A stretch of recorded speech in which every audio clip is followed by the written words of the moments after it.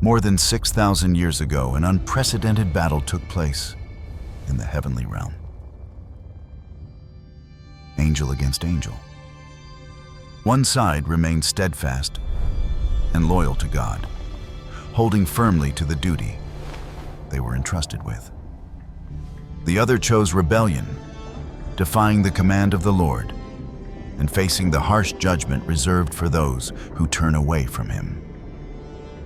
But that is only half the story.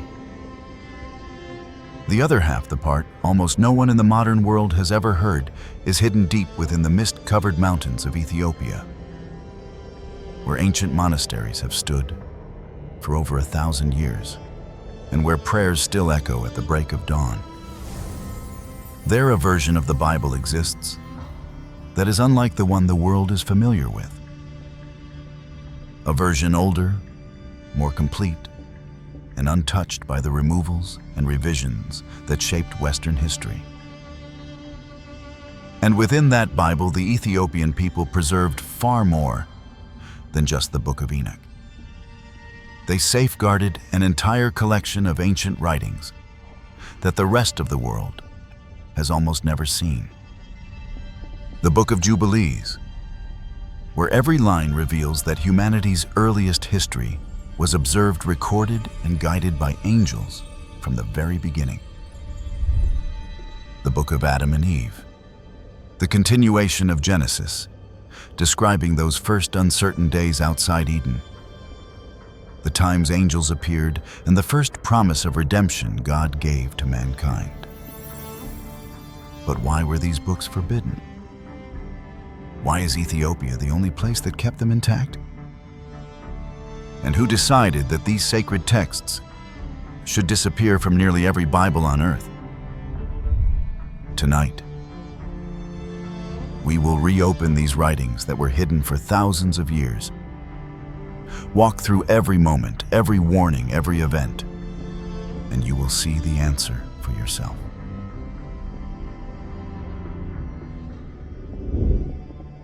Ethiopia, the land that preserved what the world lost.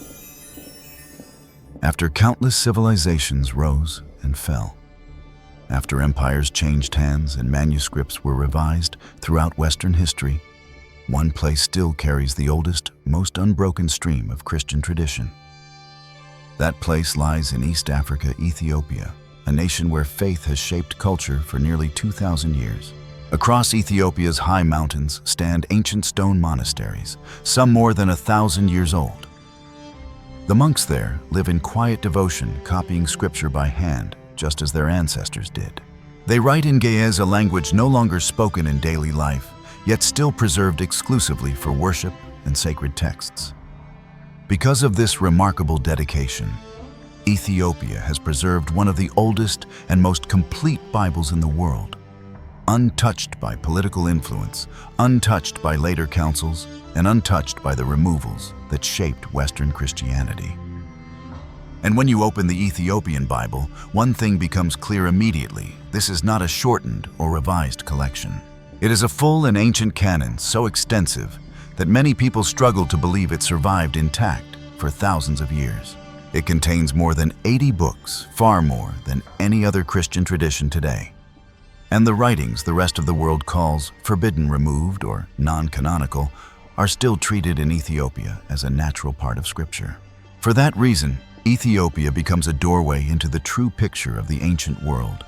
From the days Adam and Eve left the garden, to events involving angels, to records from before the Great Flood that survive in only a handful of manuscripts on earth. This is why, if we want to understand the war in heaven, if we want to know why the Book of Enoch exists, or why the Watchers are remembered at all, we must begin in Ethiopia. And hearing all this, many people naturally ask, why do some Christians know only the 66-book Bible, and why does Ethiopia have more? The answer does not conflict with faith. History is simply more complex than we imagine. To understand why Ethiopia preserved these ancient books, we must look at how believers passed down their faith in the early centuries. When Jesus walked on earth, he did not leave behind a table of contents. He did not say, The Bible will have 66 books, or only these writings are allowed.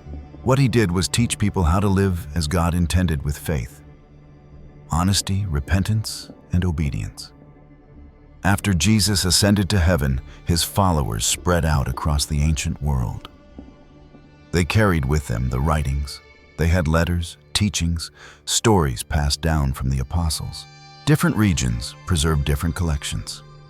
No one tried to impose a fixed number. Believers simply read what they had received and kept what they knew to be true. As centuries passed, empires grew stronger. Councils were held, and Western Christianity chose a unified set of books for church use. From these decisions, the Catholic Bible held 73 books, the Protestant Bible 66, and the Jewish Tanakh 24. But Ethiopia followed a completely different path. The Christian faith reached this land very early, carried by believers from the first generations. There were no religious wars forcing change, no imperial pressure to shorten the canon, no requirement to remove any book. They simply kept what they had been given, and they kept it quietly and faithfully for centuries. On the mountains where monasteries were carved directly into stone, Ethiopian monks continued copying scripture by hand with traditional ink on leather parchment in the ancient language of Ge'ez.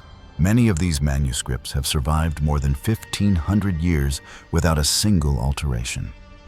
So while much of the world ended up with a shortened Bible, shaped by later history, Ethiopia preserved the writings early Christians once read, stories from before the Great Flood.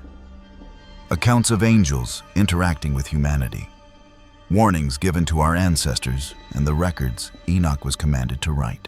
And that is why, if we want to understand what truly happened in the earliest ages of human history, Ethiopia is where the real story begins.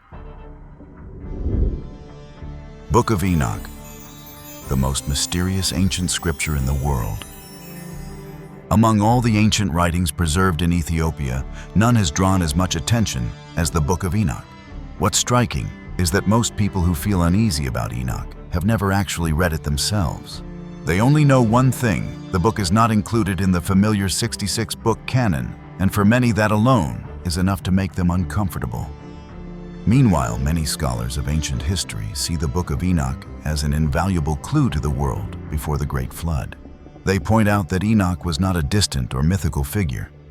He was the ancestor of Noah, the one who walked with God, a living witness of a time when human history still stood very close to the heavenly realm. And of course, the Great Flood is a real event in world history, supported by evidence recognized by scientists across many disciplines, even today. These two very different perspectives have made the Book of Enoch one of the most frequently mentioned and debated texts in Christian circles. In reality, the Book of Enoch did not appear after the time of Christ, as many assume. It was written in ancient Aramaic and Ge'ez, sometime around the 3rd century before Christ, more than 300 years before Jesus was born. That is why in the Gospels, in the letters of the Apostles, and in the book of Jude in the New Testament, the writers quoted Enoch as if his words were familiar and accepted. There was no sense of it being a forbidden book. This is something many modern critics simply don't realize. The unique quality of the Book of Enoch is not in the tales of fallen angels, as often rumored, but in the way the book is written. Its language is straightforward, direct, undeniably ancient, yet surprisingly clear. Enoch writes like someone who truly witnessed what he describes, as if he stood between two worlds, watching human life unfold on one side while seeing the workings of the heavenly realm on the other. And this clarity is exactly what later Western traditions struggled with. The book goes into details that most modern Bibles only mention briefly. More importantly, the Book of Enoch is considered one of the earliest surviving writings that records the presence and activities of angels on earth. But this raises an unavoidable question: why was this book banned? And why is the only complete version today found in Ethiopia? To find the answer, we must first go back more than 60 years to an excavation in the Qumran caves that uncovered more than 900 ancient manuscripts, revealing many mysteries about humanity's past. Among them was the Book of Enoch. These parchment scrolls were discovered by a group of children in a cave on the Qumran Plateau on the western shore of the Dead Sea. That day, while searching for their sheep, the children accidentally broke a clay jar inside the cave and found rolls of parchment inside. Kando was not only a shoemaker, but also a dealer of antiquities.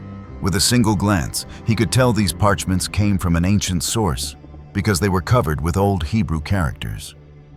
Therefore, Kando generously paid the children 28 pounds to buy the scrolls. The children happily went home unaware that what they had just sold was a priceless treasure. Even Kando himself was not fully aware of its value.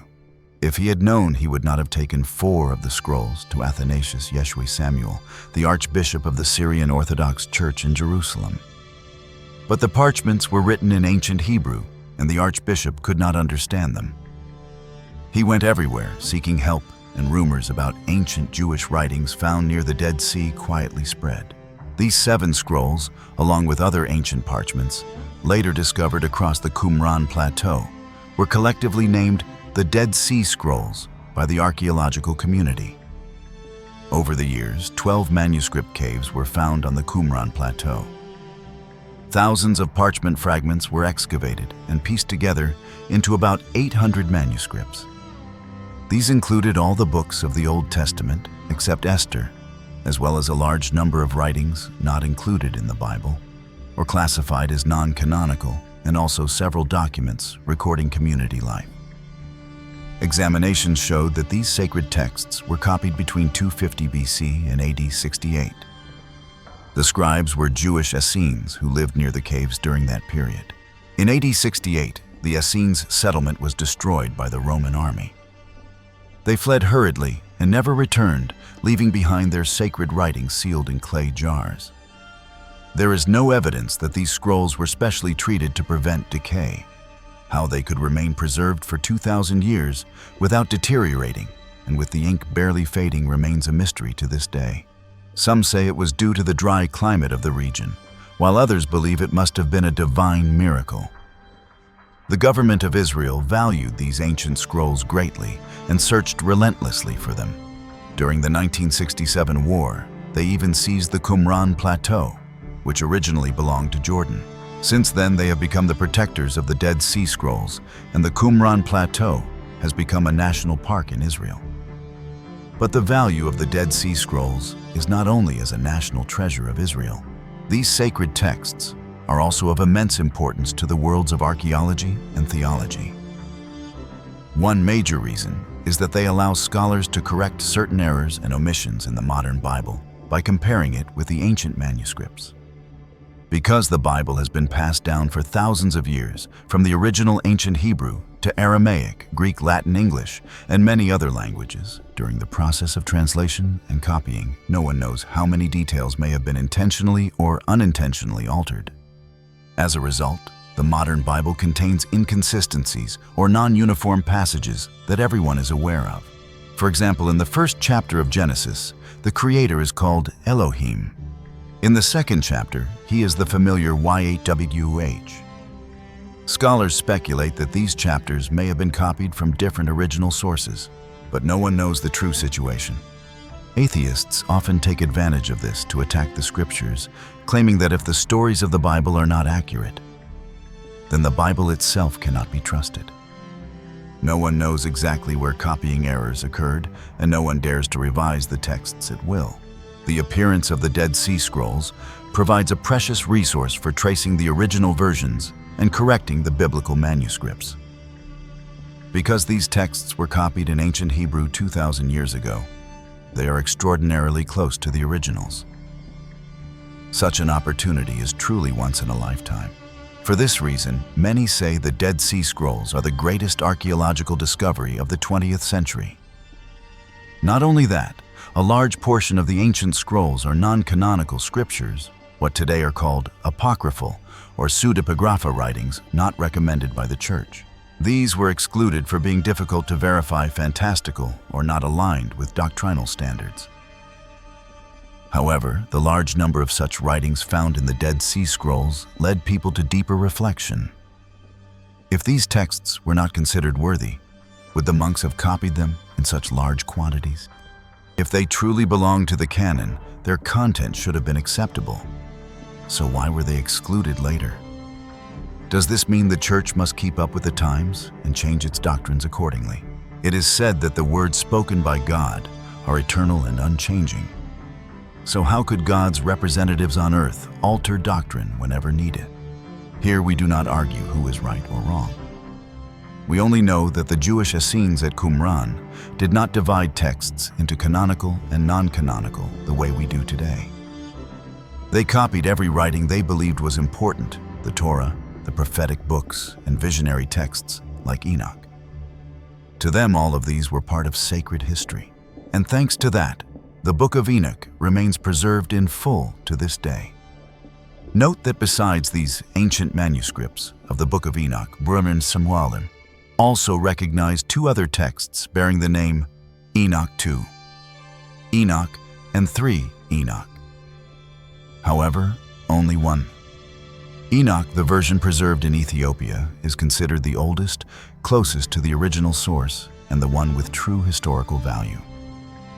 After the time of Jesus, when Judaism and early Christianity entered a period of division, many smaller religious groups still longed to understand more about what had happened in the heavenly realms.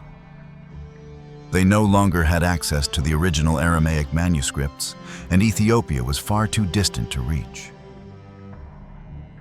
So some communities began composing new texts inspired by the legends surrounding the figure of Enoch.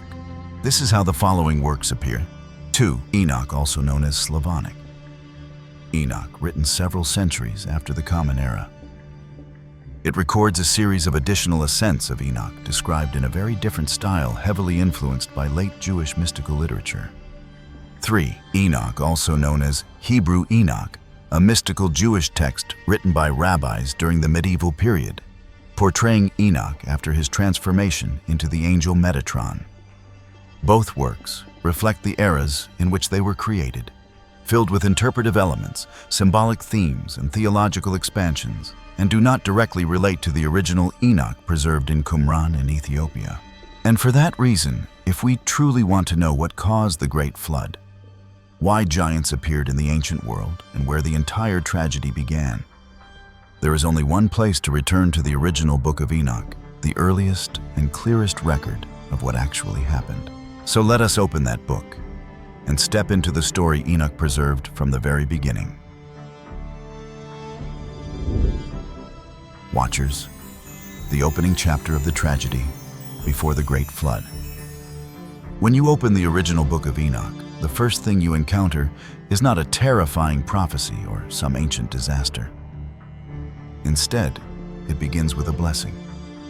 Soft, humble, almost as if Enoch were gently placing his hand on the shoulders of those whom God has chosen to endure the hardest days of humanity. Enoch says these words were written for the elect and the righteous, for those who would live through a time of tribulation when the wicked and the godless would be removed from the earth. He explains that his eyes were opened by God, allowing him to see visions of the heavenly realm, visions shown to him by the angels themselves.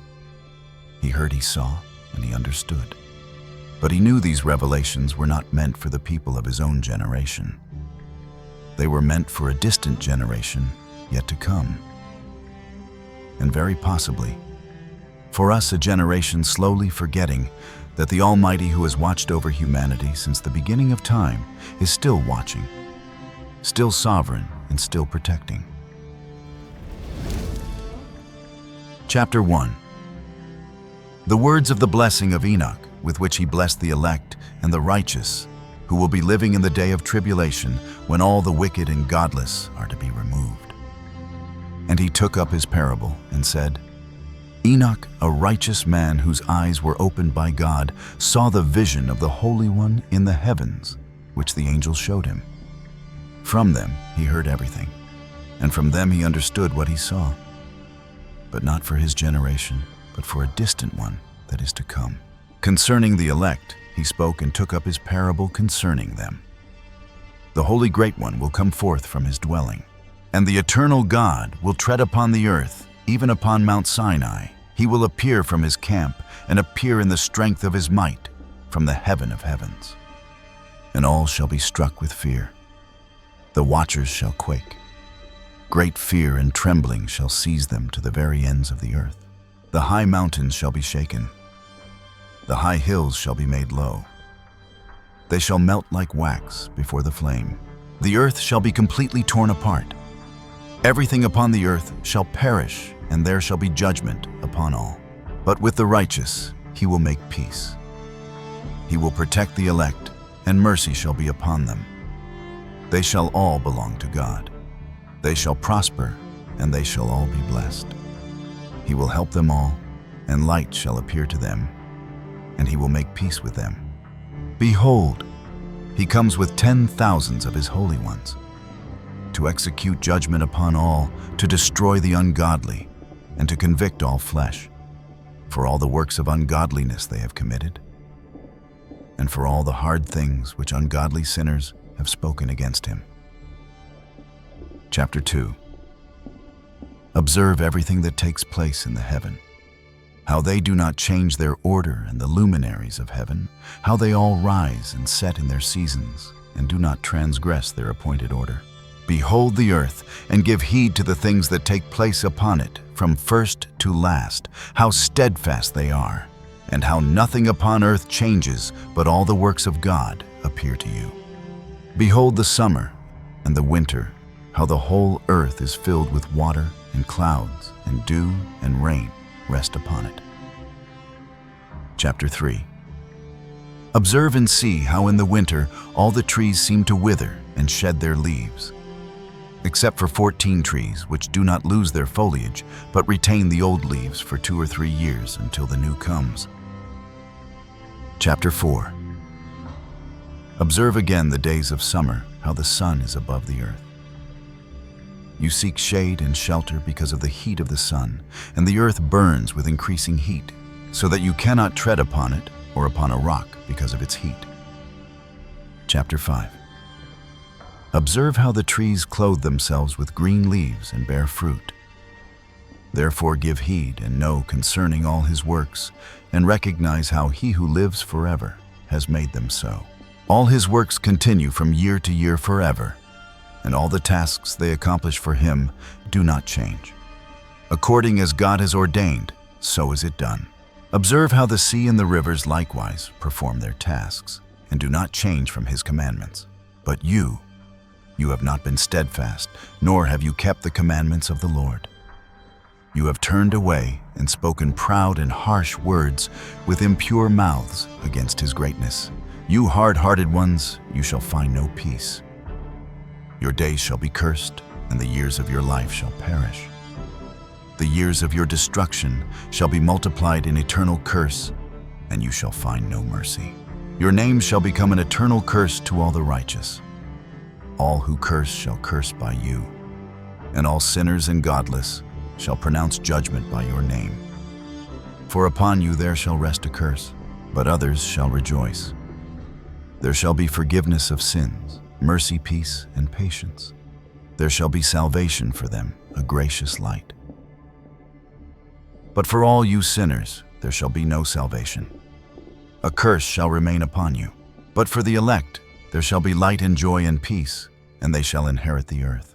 Wisdom shall be given to the elect. They shall all live and never again sin, neither through ungodliness nor through pride. Those who are wise shall be humble.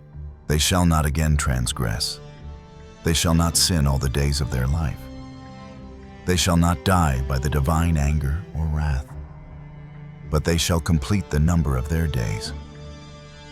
Their lives shall be increased in peace, and the years of their joy shall be multiplied in eternal gladness and peace, all the days of their life. We might think that from this point on, the world would dwell in everlasting peace. But who could have imagined? It was only the quiet before the storm. A tragedy was about to break forth, one that came not from the earth, but from heaven itself. No one knows the exact moment when everything first began to drift off course. Enoch only wrote that when the world was still resting in the order God had established when mankind was living through the earliest days of history, something deliberate happened in heaven. Something that was never meant to occur. The angels who had been appointed to watch over humanity began looking down at the earth longer than usual. But they were no longer watching over mankind. They were gazing at the daughters of men. And you know this already, in the purity of heaven, there is no such thing as romantic desire. There is only compassion and mercy for all creation. Yet the watchers, once noble and honored, allowed forbidden desire to rise within them. From that moment on, they were no longer the pure angels they had been. The height of their rebellion came when 200 of them gathered on the summit of Mount Hermon. There together, they swore an oath of betrayal against God, bound themselves to each other, and then descended to the earth to take human women as their wives. And from that moment, a great tragedy fell upon mankind. Sin spread everywhere, and the cries of suffering rose so loudly that they reached all the way to heaven. Chapter 6. It came to pass, when the children of men had multiplied, that daughters were born unto them, beautiful and comely. And the angels, the children of the heaven, saw them and desired them. They said to one another, Come, let us choose wives from among the children of men, and beget children. Semjaza, who was their leader, said to them, I fear you will not agree to do this deed, and I alone shall have to pay the penalty of a great sin. But they all answered him, Let us all swear an oath and bind ourselves together, so that none of us will abandon this plan. And they swore together, binding themselves by a mutual oath. There were 200 of them. They descended in the days of Jared upon the summit of Mount Hermon. They called it Mount Hermon because they had sworn and bound themselves together upon it. These are the names of their leaders: Semiazaz, their chief, Arakiba, Ramiel, Kokabiel, Tamiel, Ramiel, Danel, Ezekiel, Barakijal, Asael, Armaros, Batariel, Ananel, Zakiel, Samsapil, Sadarel, Turel, Jomjael, Sariel. These were their chiefs over tens. Chapter 7. All of them took wives for themselves, and each chose one for himself. They went in unto them and defiled themselves with them. They taught them charms and enchantments, the cutting of roots, and made them acquainted with plants. The women became pregnant and bore giants whose height was said to be beyond measure. These giants consumed all the possessions of men. When men could no longer sustain them, the giants turned against them and devoured mankind. They began to sin against birds, beasts, reptiles, and fish. They devoured one another's flesh and drank the blood. Then the earth brought accusation against these lawless ones. Chapter 8. Azazel taught men to make swords, knives, shields, and breastplates. He revealed to them the metals of the earth and how to work them, and how to craft bracelets, ornaments, the use of antimony, the beautifying of the eyelids, all kinds of precious stones and coloring tinctures, and much ungodliness arose. They committed immorality. They were led astray and became corrupt in all their ways. Semjaza taught enchantments and root cuttings. Armaros taught the resolving of enchantments. Barakijal taught astrology. Kokabel taught the constellations. Ezekiel taught the knowledge of the clouds. Arakiel taught the signs of the earth. Shamziel taught the signs of the sun. Sariel taught the course of the moon. As men perished, they cried out, and their cry went up to heaven. Chapter 9. Then Michael, Uriel, Raphael, and Gabriel looked down from heaven and saw the bloodshed upon the earth and all the lawlessness being carried out among men. They said to one another, The earth without inhabitants cries out to the gates of heaven. The souls of men appeal to us, saying, Bring our cause before the Most High. And they spoke before the Lord of the ages, Lord of lords, God of gods, King of kings. Your throne of glory stands for all generations, and your name is holy and glorious and blessed forever. You have made all things, and you have power over all things. All things are open before you. Nothing can hide itself from your sight. You see what Azazel has done. how he has taught all unrighteousness on earth and revealed the eternal secrets kept in heaven, which men were striving to learn. And Semjaza, to whom you gave authority over his companions, they have gone to the daughters of men, have lain with them, have defiled themselves, and have revealed to them all manner of sin. The women have borne giants, and the whole earth has been filled with blood and unrighteousness. Now the souls of those who have died are crying out. Their lamentations rise to the gates of heaven and cannot rest because of the lawless deeds done on earth. You know all things before they come to pass. You see these things. You permit them. But you have not told us what we should do to them. And so the 200 angels broke through the boundary God had set for them. And from their rebellion, a strange and terrifying race was born. These were the Nephilim, the giants of the world, before the great flood. For centuries, their story survived only in a few brief lines in the book of Genesis, where it is written that the sons of God took the daughters of men and produced mighty men of old men of renown. But the details, who they were, how they lived, and why they disappeared, were lost to time, until a discovery made just over 60 years ago changed everything. In 1947, near the Dead Sea, a young Bedouin shepherd threw a stone into a cave and heard the sound of pottery breaking. That accidental moment opened the door to one of the greatest archaeological discoveries of the 20th century. Excavations at Qumran went on to uncover over 900 ancient manuscripts, scrolls written on leather papyrus, and even copper dating back to before the time of Christ. They belonged to the Essenes, an ancient Jewish sect that preserved sacred texts with extraordinary care. And among this vast collection, archaeologists were stunned to find a highly unusual document, a scroll describing the rise and fall of the Nephilim. It is known as the Book of Giants, a missing component of the larger Book of Enoch. These ancient pages describe the Nephilim not only as enormous beings, but as creatures possessing abilities far beyond human capability. They were said to have extraordinary spiritual powers. The ability to leap great distances, see across vast space, control thoughts, perceive the future, break curses, and heal disease.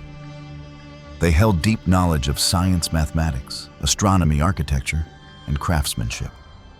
Many traditions across the world echo the idea that they built monumental structures, pyramids, megaliths, and ancient monuments whose engineering still puzzles modern scientists. But their strength came with corruption. According to the Book of Enoch, they drank blood, waged war against all living creatures, taught humanity destructive practices, and even instructed women in abortion. Their violence filled the earth with suffering until the earth cried out because it could no longer endure the wickedness of their deeds. Then something remarkable happened. A Nephilim named Mahweh, the son of the angel Baruch, dreamed of the earth being destroyed by rising waters.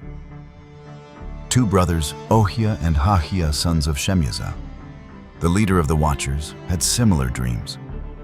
Soon many giants received the same vision. Slowly the Nephilim realized that the end was approaching, not from war, but from judgment. In fear they sought the only one who could understand what was coming, Enoch, ancestor of Noah, the man who had once walked into heaven and returned. But Enoch was no longer living on earth, so the giants sent Mahweh to find him. The ancient manuscript describes Mahweh's journey in striking detail, saying he flew through the sky with wings, like those of an eagle, traveling beyond the world of men to seek Enoch.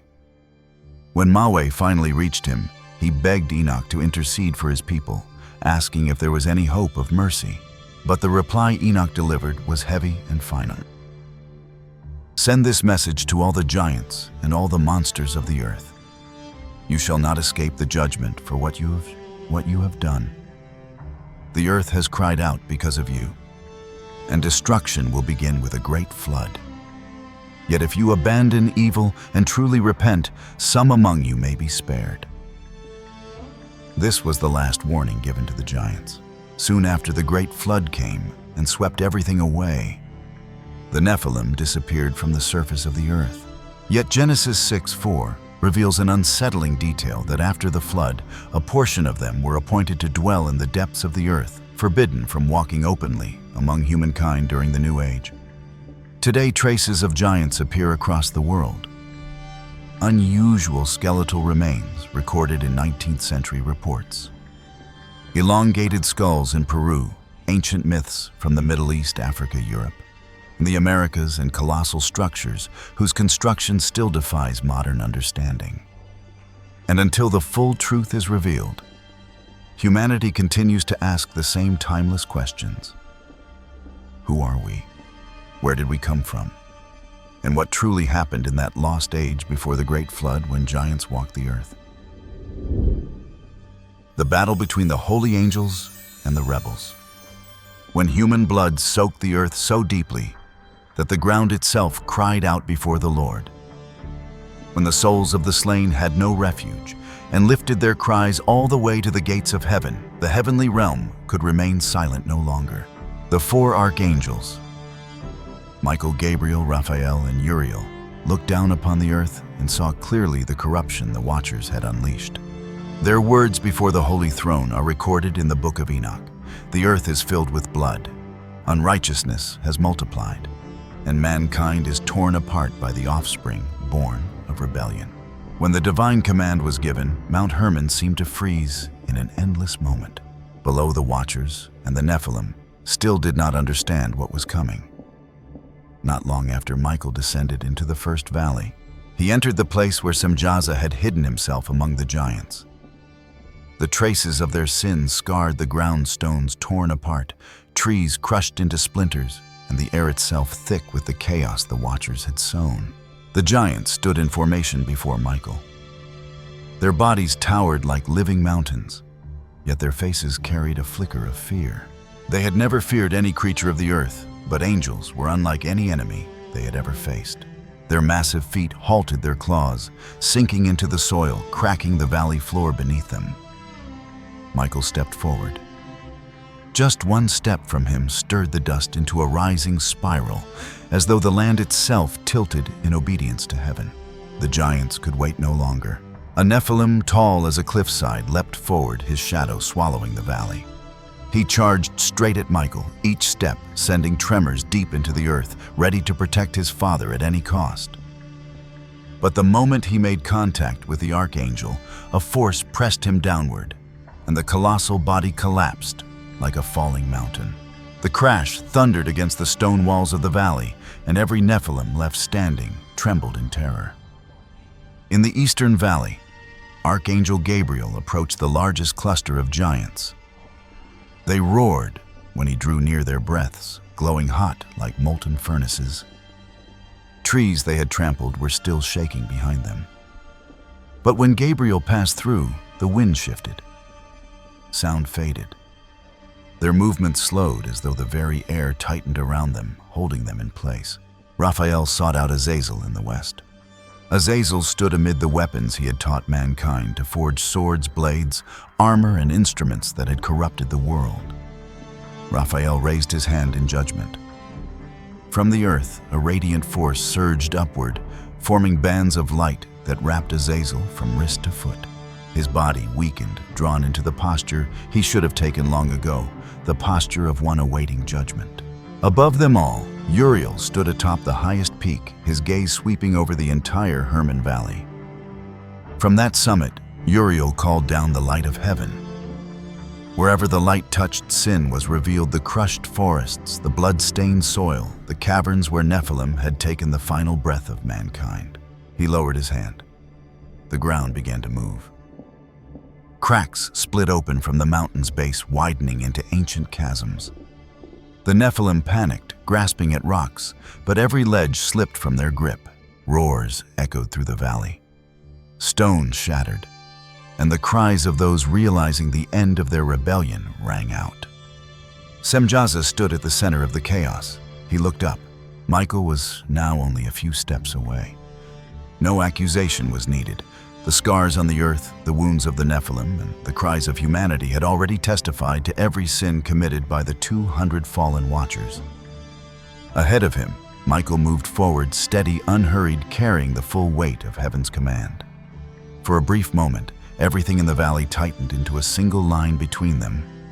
The authority of heaven on one side, and the one who had broken every sacred vow on the other. Michael raised his hand. A force descended instantly, binding Semjaza in bands of radiant judgment that wrapped around him with finality. There was no space for resistance, no sanctuary to retreat to. The ground split open beneath his feet. Semjaza was pulled downward in an instant so fast that the giants around him could only howl as the mountain swallowed their leader whole. Within moments, the remaining watchers met the same fate. Uriel marked every place they fled to. Raphael carried out the binding. Gabriel held the Nephilim in place so they could not interfere. Each fallen angel was cast into a separate depth, a prison cut off from the world they had corrupted. When the last of them vanished beneath the earth, the valley of Hermon fell silent. No more cries, no more collapsing stone, only the heavy stillness of an era that had just ended. Yet the archangels knew the corruption sown by the Watchers did not disappear with them. The Nephilim still roamed. Humanity had already been altered, and the world carried a wound too deep to heal on its own. In that final moment of silence, a decision was set in heaven, swift, absolute, irreversible. The time of cleansing would come, and the flood would be the final answer. After the Watchers were judged and the Nephilim were wiped out from region to region across the earth, the destruction they left behind remained etched into every valley, every mountain, and every river. And it was in that very period that Enoch, the man whom God brought up into the heavenly realms, received a warning that humanity would not see fulfilled until 3 generations later. In his ascents into heaven, Enoch was told that the earth would one day become filled with corruption, and that a time would come when water would cover every place where human feet had ever walked. But his own days were not yet the time appointed. Enoch returned, passed the warning on to his son Methuselah, and then vanished from the world when God took him. Methuselah guarded his father's words like a treasure. He lived for nearly a full millennium longer than any person ever recorded, as if God kept him on earth to give humanity more time to turn back. When Methuselah grew old, he passed Enoch's warning to his son Lamech, and when Noah, Methuselah's grandson, Enoch's great-grandson, was born, Lamech noticed something unusual about the child. In an ancient manuscript, it is written that Lamech exclaimed that Noah was not like ordinary men, as though the careful hand of God had already placed a divine purpose upon his life. God sends the great flood, judgment upon a corrupt humanity. When Noah reached adulthood, the world around him was nothing like the days of his forefather Enoch. Lands that were once peaceful had become overwhelmed by chaos. Things that used to be considered sinful were now seen as ordinary. The world was drowning in violence and conflict. Morality had eroded so deeply that people no longer recognized what was right and what was wrong.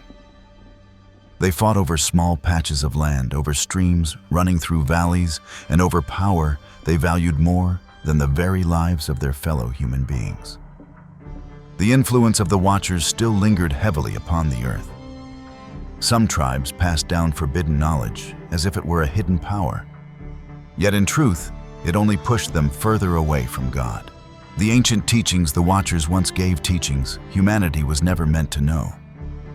It twisted into superstitious rituals passed from father to son like a dangerous inheritance. In many places, people no longer worshiped the Creator, but bowed before idols they carved from stone and metal. They believed those idols could bring strength, victory, or prosperity, never realizing they were walking the same path as the fallen angels, who once broke the covenant of heaven. Scripture says that the earth was filled with violence, and Noah saw it with his own eyes every day. He watched children grow up amid arguments and brutality. He saw families fall apart because of greed. He saw people abandon the teachings preserved by the line of Seth teachings that said mankind must live humbly, fear God, and respect the life he had given them. Noah lived in that generation like a single steady note in a world gone out of tune. While others chased after power and pleasure, he kept his heart upright. He did not follow dark rituals admired by the crowds.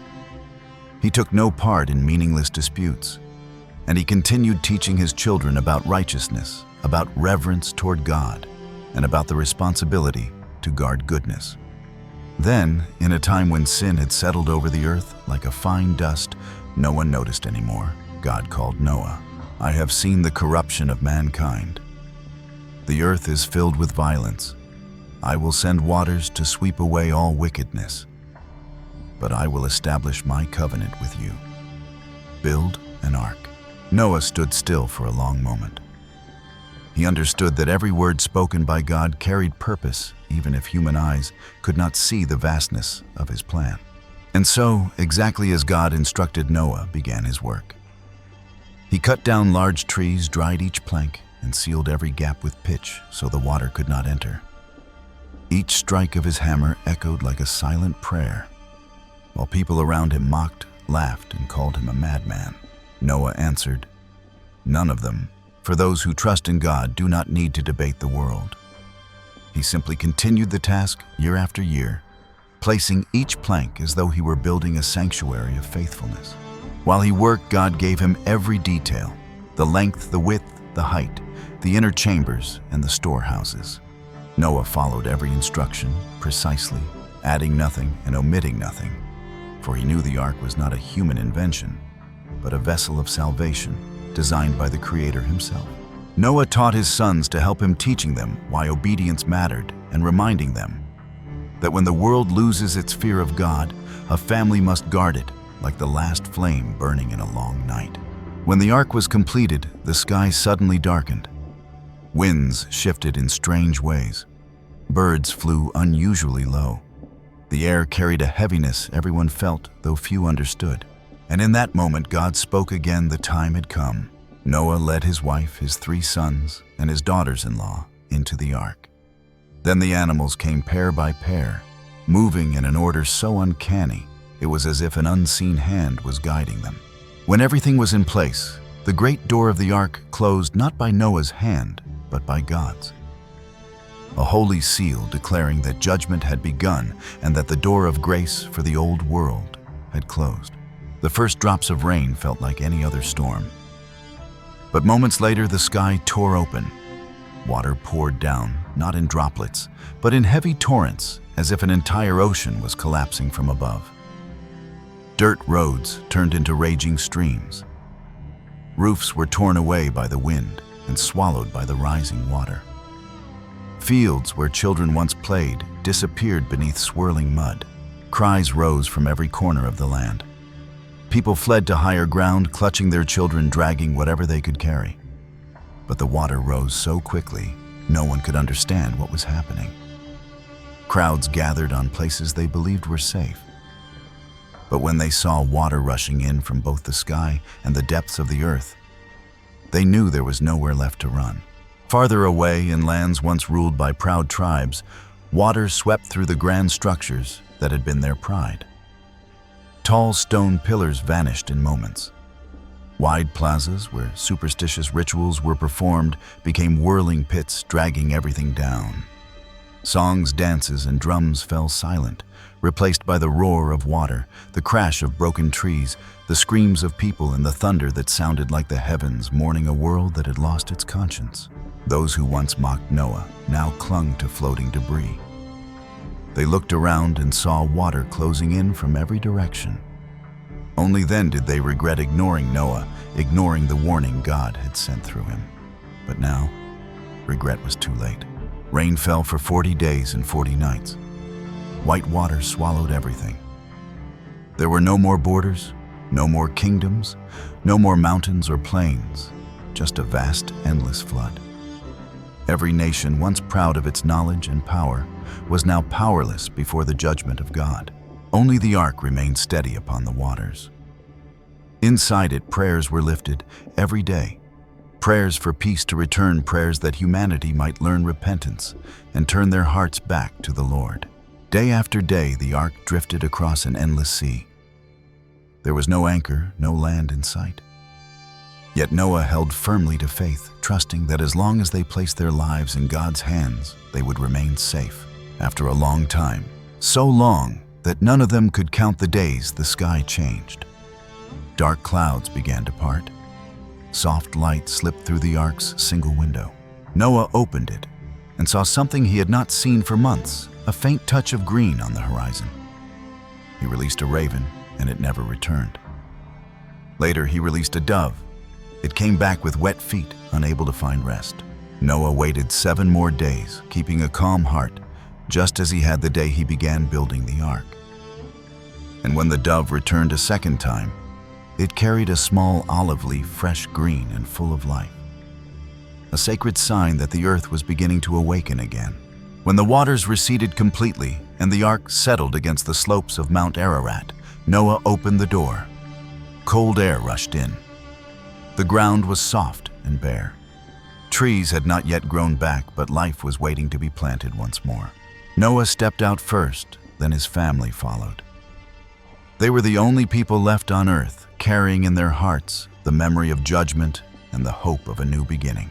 Noah's first act was not to build a home or search for food. He gathered stones, built a simple altar, and offered a sacrifice of thanksgiving to God. He bowed his head in gratitude, knowing their survival was not because they were worthy, but because God had granted humanity another chance to live according to His ways.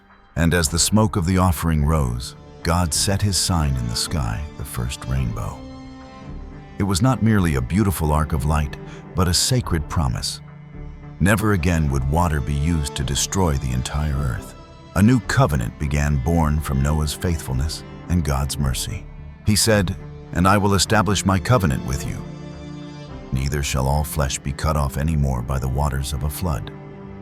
Neither shall there any more be a flood to destroy the earth." Then God added a sign for all generations to remember.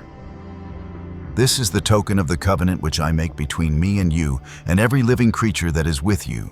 For perpetual generations I do set my bow in the cloud, and it shall be for a token of a covenant between me and the earth." As the sky cleared after months of turmoil, a radiant rainbow appeared, not as a random phenomenon, but as the signature of God Himself, a promise that He would never again use water to destroy the whole earth. And from the foot of Mount Ararat, humanity was given a new beginning under the protection of this sacred covenant. A new world opened before them. A new chapter of history began from one family's faithfulness and God's boundless mercy.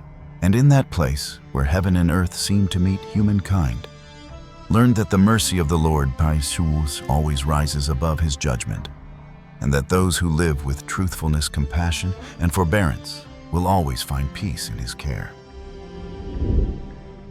Why did God destroy the world? When people today hear about God destroying an entire world with a flood, many cannot help but wonder. God created mankind. God has always shown mercy to mankind. So why would He allow a catastrophe to cover the whole earth? Why wipe out every living being, every city, every land that had existed for generations? It is a question humanity has tried to understand for thousands of years. But when we look deeper into the history of Scripture and the evidence from modern science, we discover something important. The great flood in Noah's time was not the first moment when humanity stood at the edge of its own destruction. It was not the first time morality decayed. Society fell into corruption, and people strayed too far from the path God intended for them. In fact, according to simulation studies conducted by NASA scientists before Noah's time, at least 30 advanced civilizations had already existed, and all were destroyed for the same reason: moral collapse. Take the ancient Maya civilization, for example. The Maya were among the most advanced and sophisticated peoples to ever flourish, thriving in the tropical forests of what is now Mexico. They were far ahead of most European societies of their era. The Maya knew how to create and use rubber 3,000 years before the rest of the world even knew what it was. They built pyramids, temples, writing systems, and entire cities with complex urban structures. Yet, like many other great civilizations, they vanished under mysterious circumstances. And not only the Maya. Archaeology across the world reveals similar patterns. Powerful civilizations suddenly collapsing. A NASA-funded study has shown that ancient societies share common chaotic characteristics, confirming that at least 30 advanced civilizations existed before ours. This has led many scholars to believe that human history follows cycles of rise and reset that we rarely notice. In the report, mathematician Safa Motashari and his human and nature dynamics model concluded that growth and collapse are actually recurring cycles found throughout history. Examples such as the Roman Empire, the Maurya Empire, the Gupta Empire, and the great Mesopotamian kingdoms all reveal the same truth. The more complex, creative, and advanced a civilization becomes, the faster it collapses when its moral foundation decays. And when we look even more closely, many other civilizations leave behind subtle evidence showing that moral decline always precedes societal collapse. In China, for example, those who built the Great Wall, especially under the Ming dynasty, which constructed most of the sections still standing today, once prided themselves on strength and discipline. But over time, the Ming court sank into extravagance and corruption. Emperors imposed heavy taxes to sustain their lavish lifestyles, while officials extorted the people, took bribes, and neglected state affairs. As the morality of those in power eroded, society lost trust.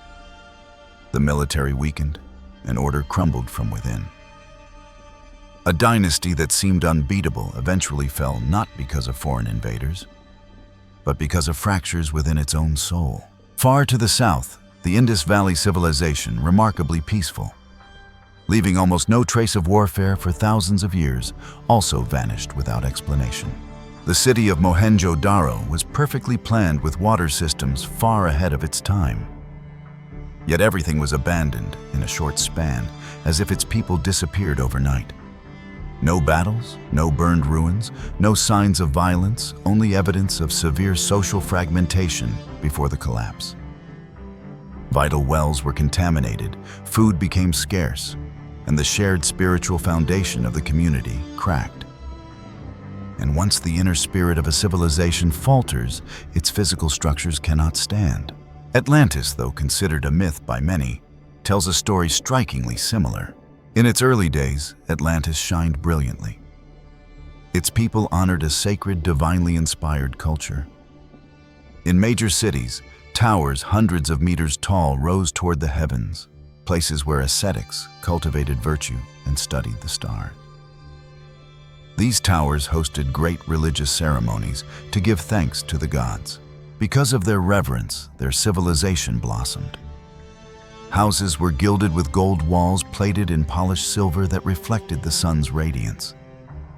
They had seafaring vessels, monumental architecture, and according to surviving fragments, flying crafts that could carry people gliding across the sky like metal birds in the dusk.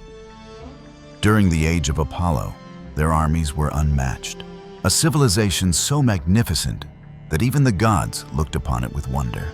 The Atlanteans believed they were chosen, born into glory, inheriting the power of the sea and the blessing of heaven. But slowly, pride, vanity, and jealousy eroded their hearts. They forgot who had given them life. And those who turn away from the divine inevitably face divine judgment. And that day finally came. In a single night, the sky shattered and the earth split open. Earthquakes, volcanoes, and firestorms erupted violently like a bloodthirsty beast, devouring everything in its path. The great continent was swallowed by catastrophic floods and earthquakes. Cities, temples, and crystal domes vanished beneath the waves. The ocean closed over it, erasing forever a civilization that had once touched the heights of glory. Looking back from the Maya to Mesopotamia, from Rome to the Indus Valley, from the enigmatic ruins of Göbekli Tepe to the story of Atlantis, one truth becomes clear: the downfall of civilizations never begins from the outside. It begins with decay from within. And when we look at our world today, it is hard not to shudder. Technology has advanced at an astonishing pace, yet the environment has never been more devastated. Natural disasters and pandemics grow in frequency and magnitude. Wars, divisions, and hatred escalate. People abandon faith, no longer fear the Creator, and elevate individualism and material pleasure as life's highest goals. Morality, the foundation of every civilization, is plummeting at an alarming speed. And so the question arises, are we walking the same path as the civilizations that vanished? Is history's cycle of rise and collapse quietly closing around us? It is in that very moment of reflection that we understand the Great Flood was not an act of senseless wrath. It was the final boundary God drew to preserve the small remnant that still held righteousness before corruption swallowed the world entirely. Not only the Book of Enoch, the Ethiopian Bible also preserves a vast treasury of ancient writings about angels, texts that the Western world lost thousands of years ago. And the deeper we explore Ethiopia, the more this land feels like a doorway through time, a place where sacred manuscripts were not merely copied, but guarded as part of the nation's very soul. While most of the world knows only the angels found in the 66 books of the Bible, Ethiopia possesses an entire spiritual tradition of guardian angels. Angels of judgment, warrior angels, and even angels entrusted with the operation of the universe itself. Each text a missing piece that completes the story of heaven. One of the most important of these writings is the Book of Jubilees, often called the expanded version of Genesis. In this book, an angel appears to Moses and recounts the entire history of humanity in cycles of 49 years, revealing that every shift on earth is connected to angels appointed to govern from heaven. Jubilees clearly describes angels of creation, angels of time, angels who watch over nations, and another group, angels of punishment, whom God uses to maintain moral order among humankind. Only in the Ethiopian Bible is the Ascension of Isaiah, still read today, a text that describes a celestial war no Western manuscript has preserved. In it, the prophet Isaiah is carried through the heavens. He witnesses Michael and the heavenly hosts battling rebellious spirits, sees Satan disguised as an angel of light, and watches angels recording every deed of mankind hour by hour. This account aligns directly with what Enoch once described. Yet it is deeper, more haunting, and filled with revelation. Another ancient work. The Shepherd of HERMAS, once regarded as scripture by the earliest Christians, has also been preserved in Ethiopia. This book depicts angels guiding people to repentance, and angels building a tower of salvation. A beautiful vision of how souls are placed into the kingdom, depending on the purity of their hearts. It is one of the clearest teachings on guardian angels that the Western world has forgotten. And then there is the KEBRA NAGAST, a text describing the interaction between King Solomon and the angels, as well as the sacred journey of the Ark of the Covenant to Ethiopia. In Ethiopian culture, angels are not distant mythic beings. They are woven into the very fabric of the nation's history. They guide kings, protect the ancient kingdom of Aksum, and safeguard the faith of a people who have carried the torch of belief for more than 3,000 years. The truth and surprising origin of angels in Ethiopian Christianity. Today, when people talk about the origins of humanity, most school textbooks still repeat the same familiar story that generations have memorized. It begins with single-celled organisms floating in the ancient oceans.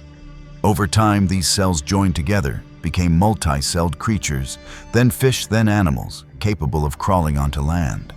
From there, some animals adapted to the ground, others climbed trees and developed grasping hands. And eventually, one branch of primates, according to the theory of evolution, broke away and became the ancestors of modern humans. At first glance, the story sounds perfectly reasonable. In fact, evolution is taught in classrooms around the world as if it were an unquestionable truth. But the deeper people look into it, the more they realize the theory has serious gaps. The so-called missing links. The core pillars of Darwin's theory are almost completely absent in the fossil record. Between water-dwelling creatures and land animals lies a huge, empty space. And despite more than 100 years of searching, no scientist has found the fossils of the in-between species that should exist if humans truly evolved from animals. Even when DNA sequencing became advanced, scientists hoped to find some trace of evolution in our genes. But the results were still a blank slate. The human genome is so complex, so precise, and so perfectly coordinated that many geneticists finally admitted it looks more like a system that was designed from the beginning, not a random product of millions of years of mutations. Some scientists who once openly declared themselves atheists have had to change their view. Francis Crick, the Nobel Prize laureate, who discovered the structure of DNA, once said he could not believe DNA was the result of chance, and therefore humans could not have evolved from animals. And beyond the body, humans possess consciousness, morality, compassion, creativity, and a sense of the sacred things animals do not have. No evolutionary model has ever been able to explain these qualities fully. Today, Darwin's theory has caused so much controversy that many countries have removed it from their school curriculum. Several Islamic nations, Saudi Arabia, Oman, Algeria, Morocco, have banned the teaching of evolution completely. Lebanon has removed it. In Egypt and Tunisia, it's presented only as an unproven hypothesis. And most recently, India, one of the largest education systems in the world, eliminated Darwin's theory from school textbooks, warning that it could negatively influence children's understanding of life. The truth is, the theory of evolution has caused real harm. It leads people to stop believing in God, yet makes them fear evil. It encourages young people to behave wildly, dress strangely, and adopt habits that are disturbing and destructive. It feeds pride and moral decay. From there, society slides into dangerous paths. The push to liberate sexuality, normalize drug use, promote extreme lifestyle choices, and treat moral boundaries as outdated. And the result? Drug addiction skyrockets.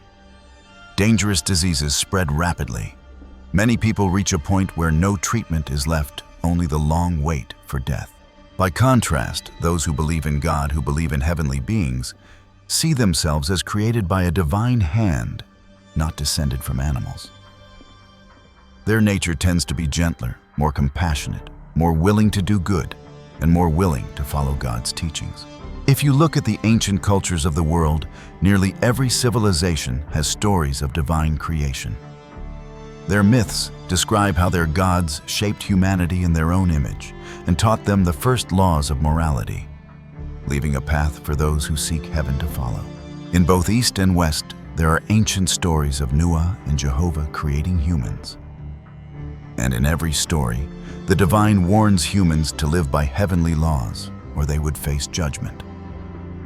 When moral corruption spreads too widely, God destroys civilizations to preserve the purity of the universe.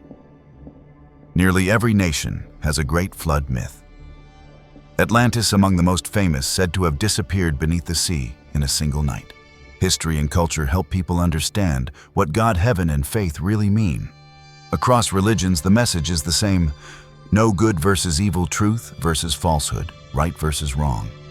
So that when the Creator returns in the final age, those who remain faithful may be saved and return to heaven, the place where Adam and Eve were first created. And today, countless people have been blessed to witness God or see angels in brief sacred moments, proof that these beings are real. Hospitals around the world, America, Canada, Japan, South Korea have recorded thousands of near-death experiences with descriptions eerily similar. Many patients said they saw a glowing figure standing beside them. Some called it the light, but most used a far more specific name, angel. A cardiologist in Texas said his patient, a man who had been an atheist his whole life, came back from 6 minutes of clinical death with tears streaming down his face. He held the doctor's hand and said, "I saw a shining angel. They were standing right next to me." A nurse in India said she had heard children describe a bright person holding their hand the moment their heart stopped. A woman in England said the being she saw had such a gentle face that she burst into tears, and she knew it was an angel sent to bring her back from death. Yet while the West has removed ancient texts about angels, Ethiopia has preserved them untouched for thousands of years. In Ethiopia, people still read manuscripts that clearly describe the roles, ranks, and duties of angels. These texts once circulated in Jerusalem and ancient Egypt, but during centuries of biblical editing in the West, they were removed for being too supernatural or too difficult to verify. Only Ethiopia understood their value. To them, these books are sacred heritage, warnings from heaven, a bridge between humanity and God. And when you set foot in Ethiopia, you feel immediately that this is not just a nation, but a land where the memories of heaven are still alive, where angels have never been forgotten. This is why the Ethiopian Bible contains 81 books, while the Western Bible has only 66. This is why the Book of Enoch was never lost. They read it daily. This is why writings about angels, about war judgment, and the workings of the cosmos still exist in Ethiopia, while most of the world abandoned them long ago. And more than anywhere else on earth, Ethiopia has preserved an ancient understanding of the hierarchy of angels. According to their tradition, angels are divided into ranks, each with a sacred responsibility assigned by God from the beginning. At the highest level are the angels who stand before the throne of God, beings who never cease worship, who guard the holiness of heaven and serve as the bridge between God's glory and the entire heavenly host. Below them are the archangels entrusted with extraordinary missions. Michael, the protector of humankind and commander against fallen forces. Gabriel, the messenger of God. Raphael, the healer. Uriel, the keeper of ancient mysteries. These names are familiar in the West, but in Ethiopian Christianity their roles are described in far greater detail, preserved in Enoch, Jubilees, and the Ascension of Isaiah. Beneath the archangels are the angelic hosts, those armies of light often mentioned in Ethiopian liturgy. They are not silent observers watching the world from a distance. Ethiopia teaches that these angels intervene directly in human history, protecting the upright, warning people when danger approaches, and restraining dark forces that try to break the order God established. In Ethiopian belief, every person has a guardian angel, not as a symbol or a poetic idea, but as a real being who walks with them from the moment they are born until the moment they leave this world. Below the heavenly hosts are the angels entrusted with the natural world. Some oversee the season's rainfall and harvests. Others watch over mountains, rivers, and the sea. And there are angels whose task is to record every action of every human being, like a mirror reflecting the moral life of each person, to be presented before God on the day of judgment. These roles have faded from memory in many cultures, but Ethiopia still preserves them in ancient Mezmor hymns and holy festivals, keeping alive a sacred understanding of the spiritual order that most of the world has long forgotten. And it is because Ethiopia preserves all of that memory that when we read prophetic texts like the Ascension of Isaiah, we understand why the battle between Archangel Michael and Satan is considered the most important turning point in the history of heaven. Ascension of Isaiah, the forbidden book that describes the battle between Michael and Satan. Among the ancient writings preserved in Ethiopia, the Ascension of Isaiah stands out as one of the most debated texts in the history of Christianity. Scholars believe this book was composed very early, around the 1st or early 2nd century AD, the same period in which many foundational works of early Christianity were written. Its surviving form is in the sacred Ethiopian language of Ge'ez, but the core of the text almost certainly comes from Hebrew and Aramaic traditions, the religious languages of the Near East at that time. What makes it remarkable is that the Ascension of Isaiah reflects how the earliest Jews and Christians understood the heavenly realm before Western theology was fully shaped. It tells that the prophet Isaiah was taken up through the heavens and shown realities that ordinary human eyes could never see. These revelations were first passed down orally and later written into the text. In the early centuries, churches in Syria, Egypt, and Aksum regarded the book highly and even quoted it in sermons. Yet only a few centuries later, as major councils in the West began forming a standardized biblical canon, the Ascension of Isaiah gradually fell aside. No surviving record claims the book was rejected for being false. The challenge lay in something else. It described the structure of heaven too vividly. The layers of the heavens, the ranks of angels, and the movements of rebellious spirits. These depictions were considered too detailed, too supernatural for the simplified canon the Western Church wanted to give to ordinary believers. And so the text slowly disappeared from Europe and eventually from the Roman tradition altogether. Ethiopia, however, took a very different path. They never viewed the ascension of Isaiah as a problem or a threat to doctrine. Instead, they treated it as a natural and valuable part of ancient theology. For nearly 2,000 years, the book continued to be copied, honored, and read alongside the prophetic writings of the Old Testament. When you look closely at the ascension of Isaiah, you realize almost immediately that it isn't a single uniform book, but more like a mosaic, pieces from different ancient traditions woven together into one complete work. Each part comes from its own source, yet when placed side by side, they form a narrative that describes both the death of Isaiah and the journey of his spirit through the heavenly realms.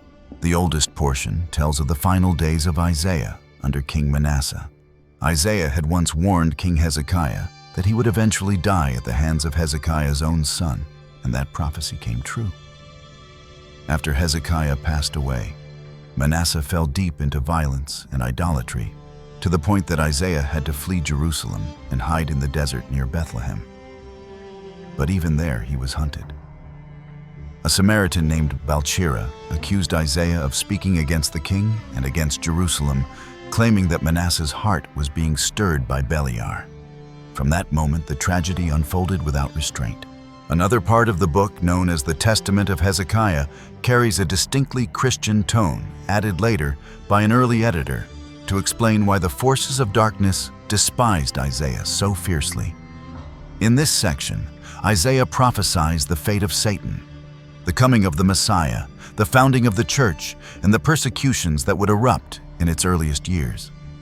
These passages paint a sobering picture of the last days, where deception spreads everywhere, and where people struggle to discern true prophets from those who merely claim to be.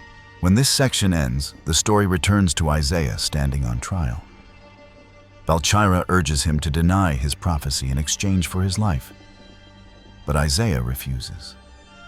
And then comes his execution, the brutal death that ancient Jewish tradition preserved.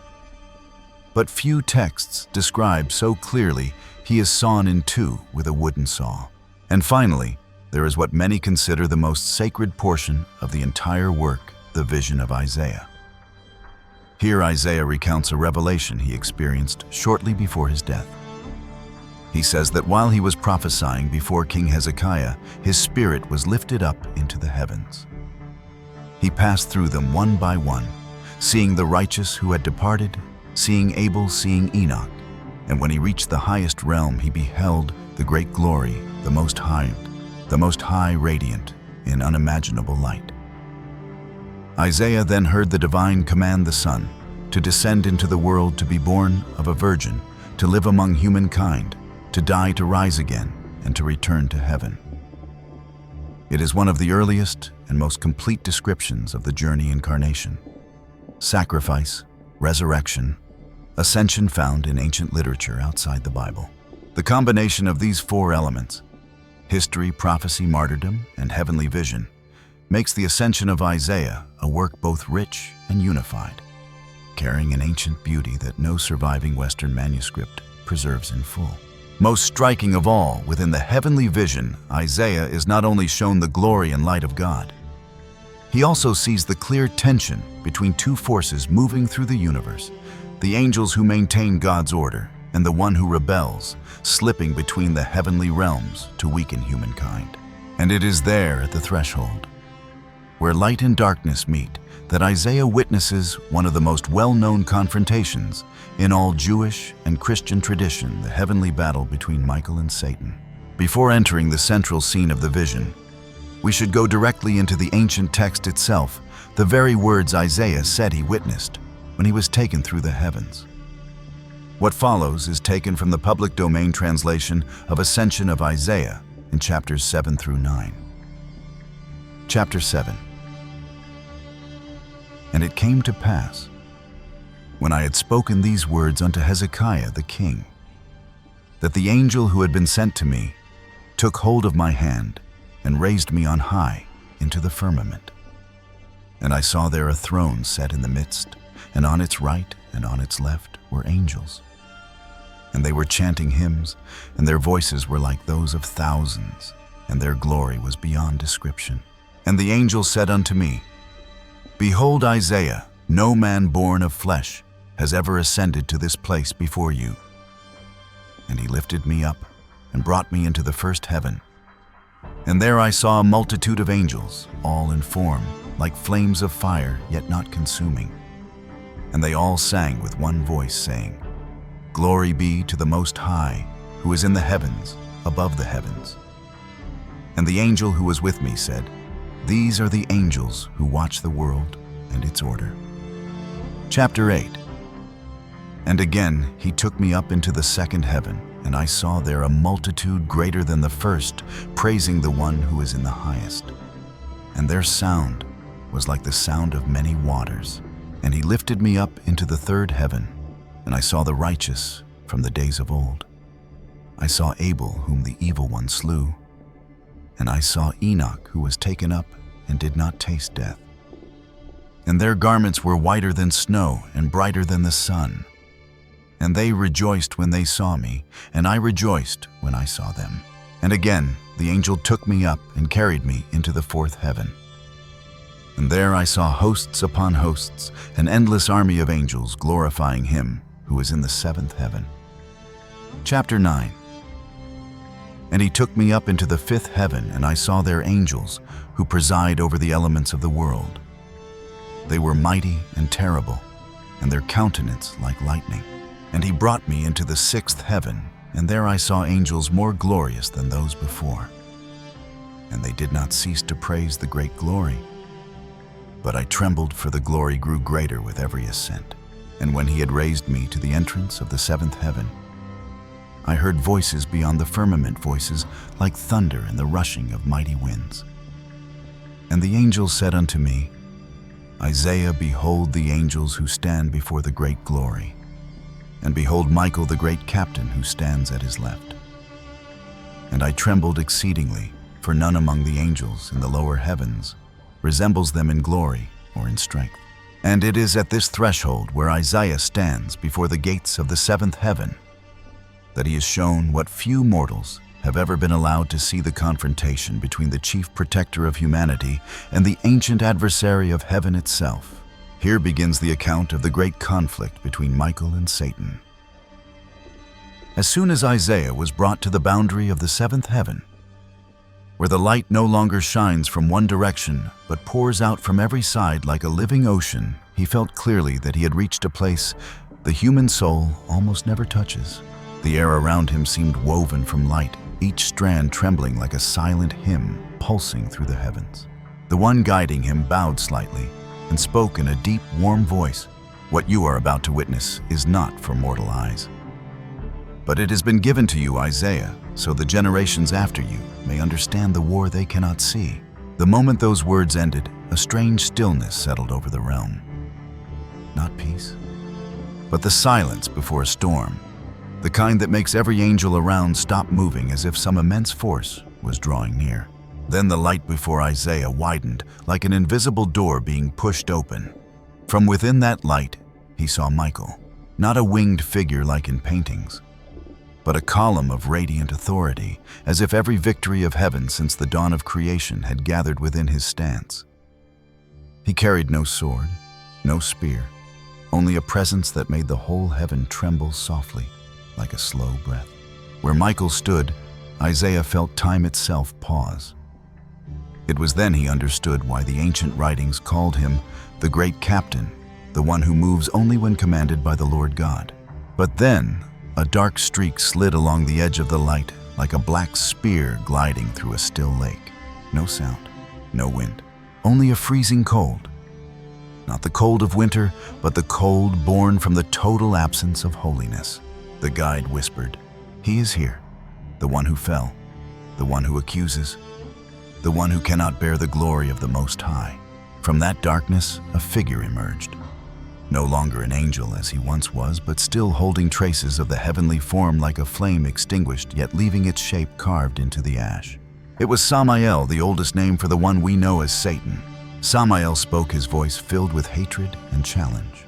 Michael, still guarding the ones made of dust, still standing in my way. Michael appeared with complete calm. The air around him became clearer, like the sky brightening as wind clears away fog. There was no blinding radiance, but his presence carried a weight, a real authority that made everything before him feel more ordered, more steady, more at peace. Michael said in a strangely calm voice, "You overstep. The Holy One has set the boundaries." Hearing that, Samael tried to maintain his cold tone, but there was a faint uneasiness beneath it. "They will fall. The day they forget him, they will fall." Michael answered, still serene as before, "If they fall, it will be by their choice. But the righteous are known, and the mercy of the Most High endures beyond your reach." Samael did not step back, but his eyes shifted. He looked at Michael like someone who knew exactly the kind of opponent before him. Not an opponent in the sense of physical battle, but in the sense of two paths that will never meet. One path defined by absolute loyalty to God, the other by pride with no end. The space between them tightened like a cord pulled to its final limit. Isaiah stood in the heavens, silently watching the two beings face each other. And he realized he was witnessing something spoken of in ancient Jewish tradition, but never described clearly. The conflict did not begin on earth, but in heaven itself. Samael tilted his head, his voice low with a hint of mockery. "Look at them from up here, Michael.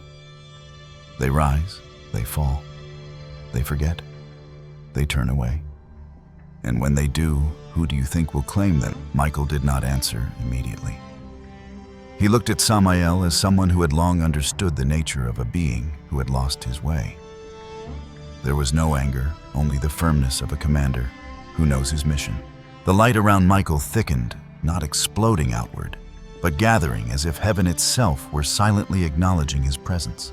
"The Holy One knows every heart, Samael. He does not abandon what he created, but you abandoned him. And that choice defines you." Samael smirked. He did not deny it. He had once stood in that glory, once known that light once walked among the angels before the throne. And because of that, the darkness around him felt heavier, like regret hardened into rage with no path back. Isaiah sensed something strange. It wasn't Michael's light pushing Samael away, but Samael's own nature preventing him from standing closer to holiness. Finally, Samael said, "Then watch them carefully, Michael. Because when the world breaks, they will look for someone to blame, and I will be there." His voice drifted away as if being pulled into an unnamed depth. The darkness withdrew layer by layer, like the earth swallowing a storm. Before disappearing completely, he left a faint echo. "We will meet again." When the shadow vanished, the heaven became brighter and clearer, like when a heavy weight is lifted from water. The guiding angel placed his hand gently on Isaiah's shoulder.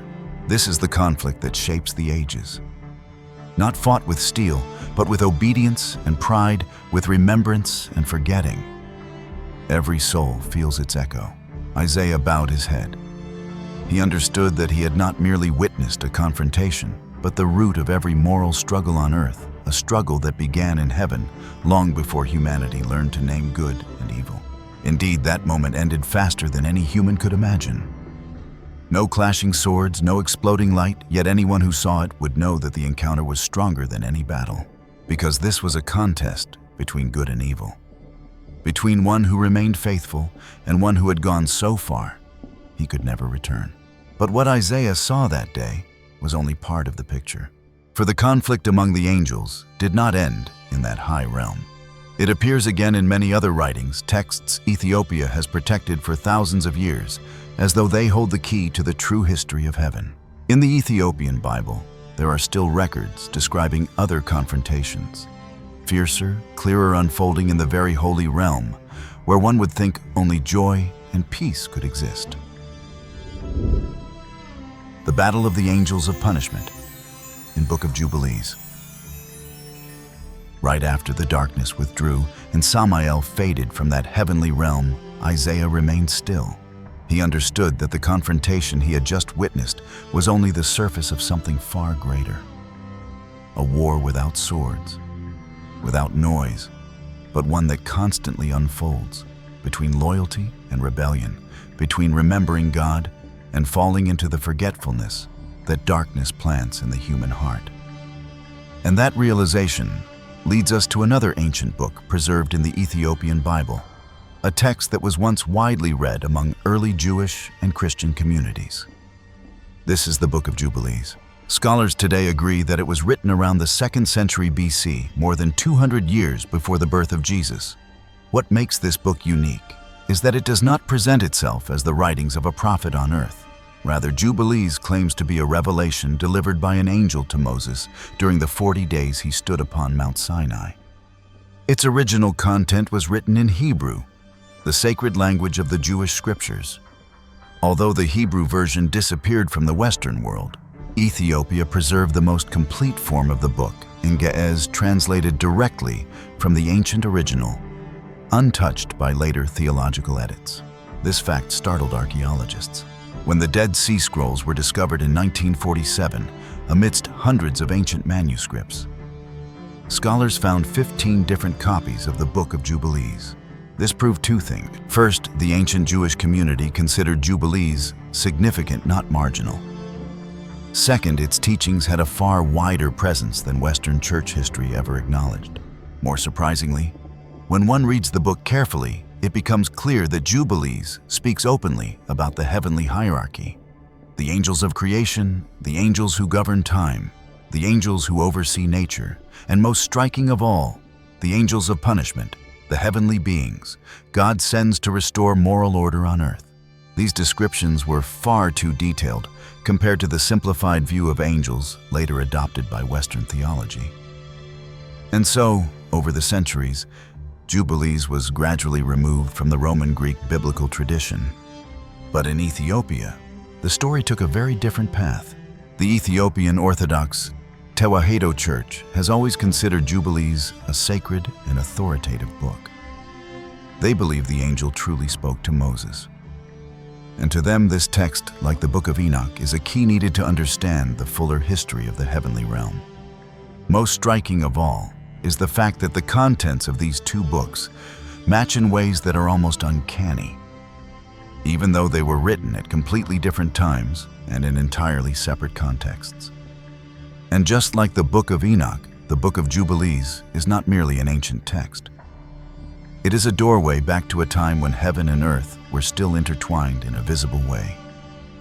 A book that lets us see the missing pieces of the story of the Watchers of the Nephilim and of the rebellion that shook the universe. And within the Book of Jubilees, there is one passage that Ethiopians have always regarded as one of the most powerful descriptions of a heavenly battle. It is no longer angels watching humanity from afar, no longer warnings to the watchers, but the moment when God delivers a decisive command. A command given to a group of angels whose role is not to deliver messages, not to guard, not to guide humanity, but to execute judgment. They are called the angels of punishment. Jubilees tells us that when the sin of the Watchers went beyond all limits, when the Nephilim flooded the earth with violence, and when mankind could no longer distinguish right from wrong, God sent these angels down, not to warn, not to teach, but to sweep away what had become corrupt, to bind the rebels, and to restore order to a world collapsing into chaos. And to understand that battle clearly, instead of retelling it through explanation, we will read directly from the Book of Jubilees itself. Chapter 3. And on the 6 days of the 2nd week, we brought, according to the word of God, unto Adam all the beasts, all the cattle, all the birds, everything that moves on the earth and everything that moves in the water according to their kinds and their types.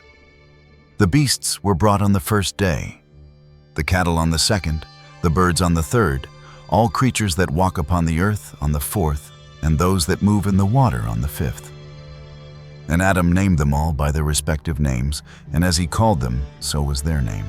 And during those 5 days, Adam saw that every creature had its male and female, but he was alone and found no helper for himself.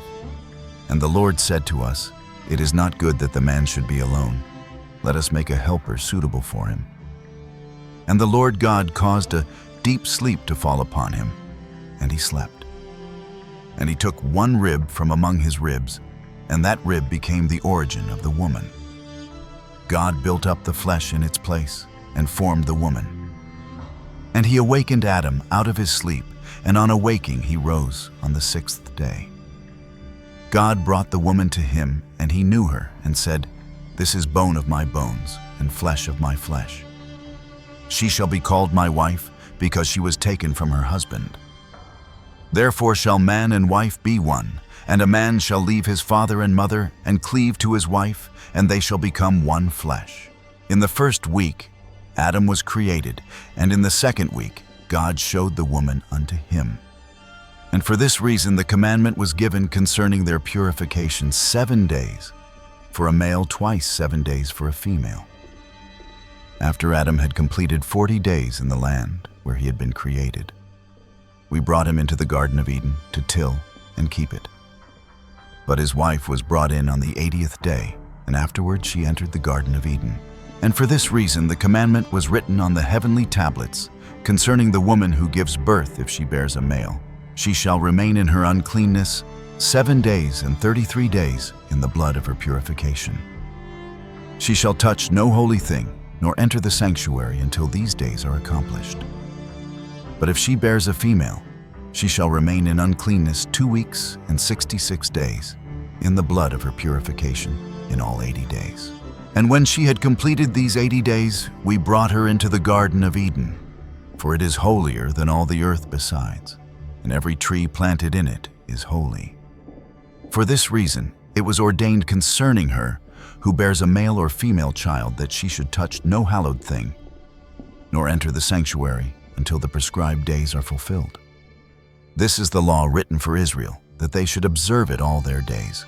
In the 1st week of the 1st Jubilee, Adam and his wife were in the Garden of Eden for 7 years, tilling and keeping it.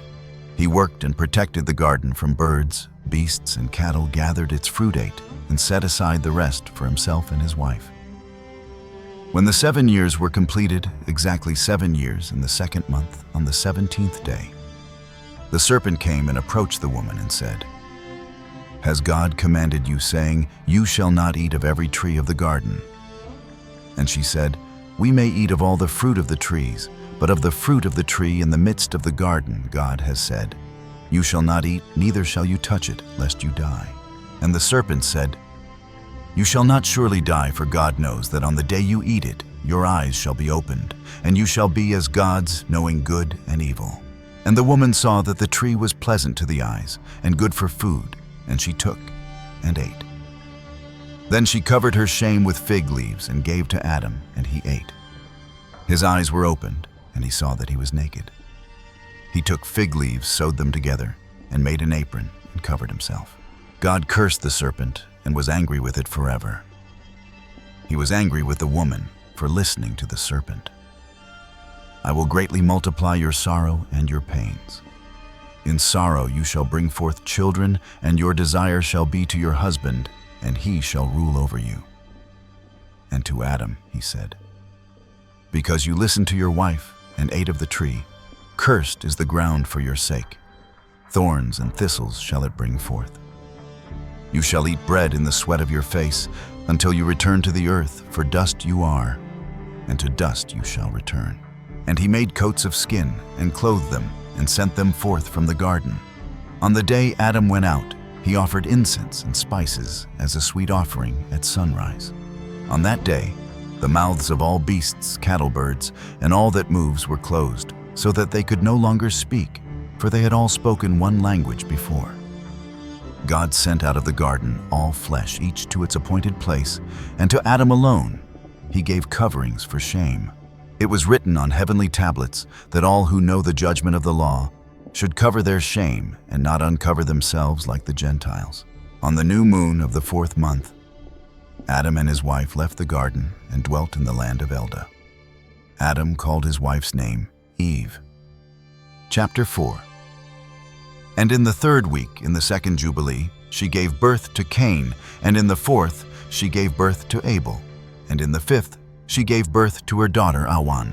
And in the 1st year of the 3rd Jubilee, Cain slew Abel, because God accepted the sacrifice of Abel, and did not accept the offering of Cain. And he slew him in the field, and his blood cried from the ground to heaven, complaining because he had slain him. And the Lord reproved Cain because of Abel, because he had slain him. And he made him a fugitive on the earth because of the blood of his brother, and he cursed him upon the earth. And on this account it is written on the heavenly tables, "Cursed is he who smites his neighbor treacherously, and let all who have seen and heard say, so be it. And the man who has seen and not declared it, let him be accursed as the other." And for this reason we announce, when we come before the Lord, our God, all the sin which is committed in heaven and on earth and in light and in darkness and everywhere. And Adam and his wife mourned for Abel 4 weeks of years, and in the 4th year of the 5th week they became joyful. And Adam knew his wife again, and she bare him a son, and he called his name Seth. For he said, God has raised up a 2nd seed unto us on the earth instead of Abel. For Cain slew him. And in the 6th week he begat his daughter Azurah. And Cain took Awan his sister to be his wife, and she bare him Enoch at the close of the 4th Jubilee. And in the 1st year of the 1st week of the 5th Jubilee houses were built on the earth, and Cain built a city, and called its name after the name of his son Enoch. And Adam knew Eve his wife, and she bare yet 9 sons. And in the 5th week of the 5th Jubilee, Seth took Azurah his sister to be his wife, and in the 4th year of the 6th week she bare him Enos. He began to call on the name of the Lord on the earth.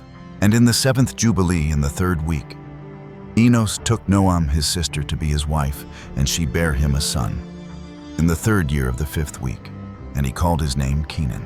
And at the close of the 8th Jubilee, Kenan took Mualeleth his sister to be his wife, and she bare him a son in the 9th Jubilee, in the 1st week in the 3rd year of this week, and he called his name Mahalalel. And in the 2nd week of the 10th Jubilee, Mahalalel took unto him to wife Dinah, the daughter of Baruch, the daughter of his father's brother, and she bare him a son, in the 3rd week in the 6th year, and he called his name Jared, for in his days the angels of the Lord descended on the earth, those who are named the Watchers, that they should instruct the children of men, and that they should do judgment and uprightness on the earth. And in the 11th Jubilee, Jared took to himself a wife, and her name was Barakah, the daughter of Rasujal, a daughter of his father's brother. In the 4th week of this Jubilee, and she bare him a son in the 5th week, in the 4th year of the Jubilee, and he called his name Enoch. And he was the first among men that are born on earth, who learnt writing and knowledge and wisdom, and who wrote down the signs of heaven, according to the order of their months, in a book that men might know the seasons of the years, according to the order of their separate months.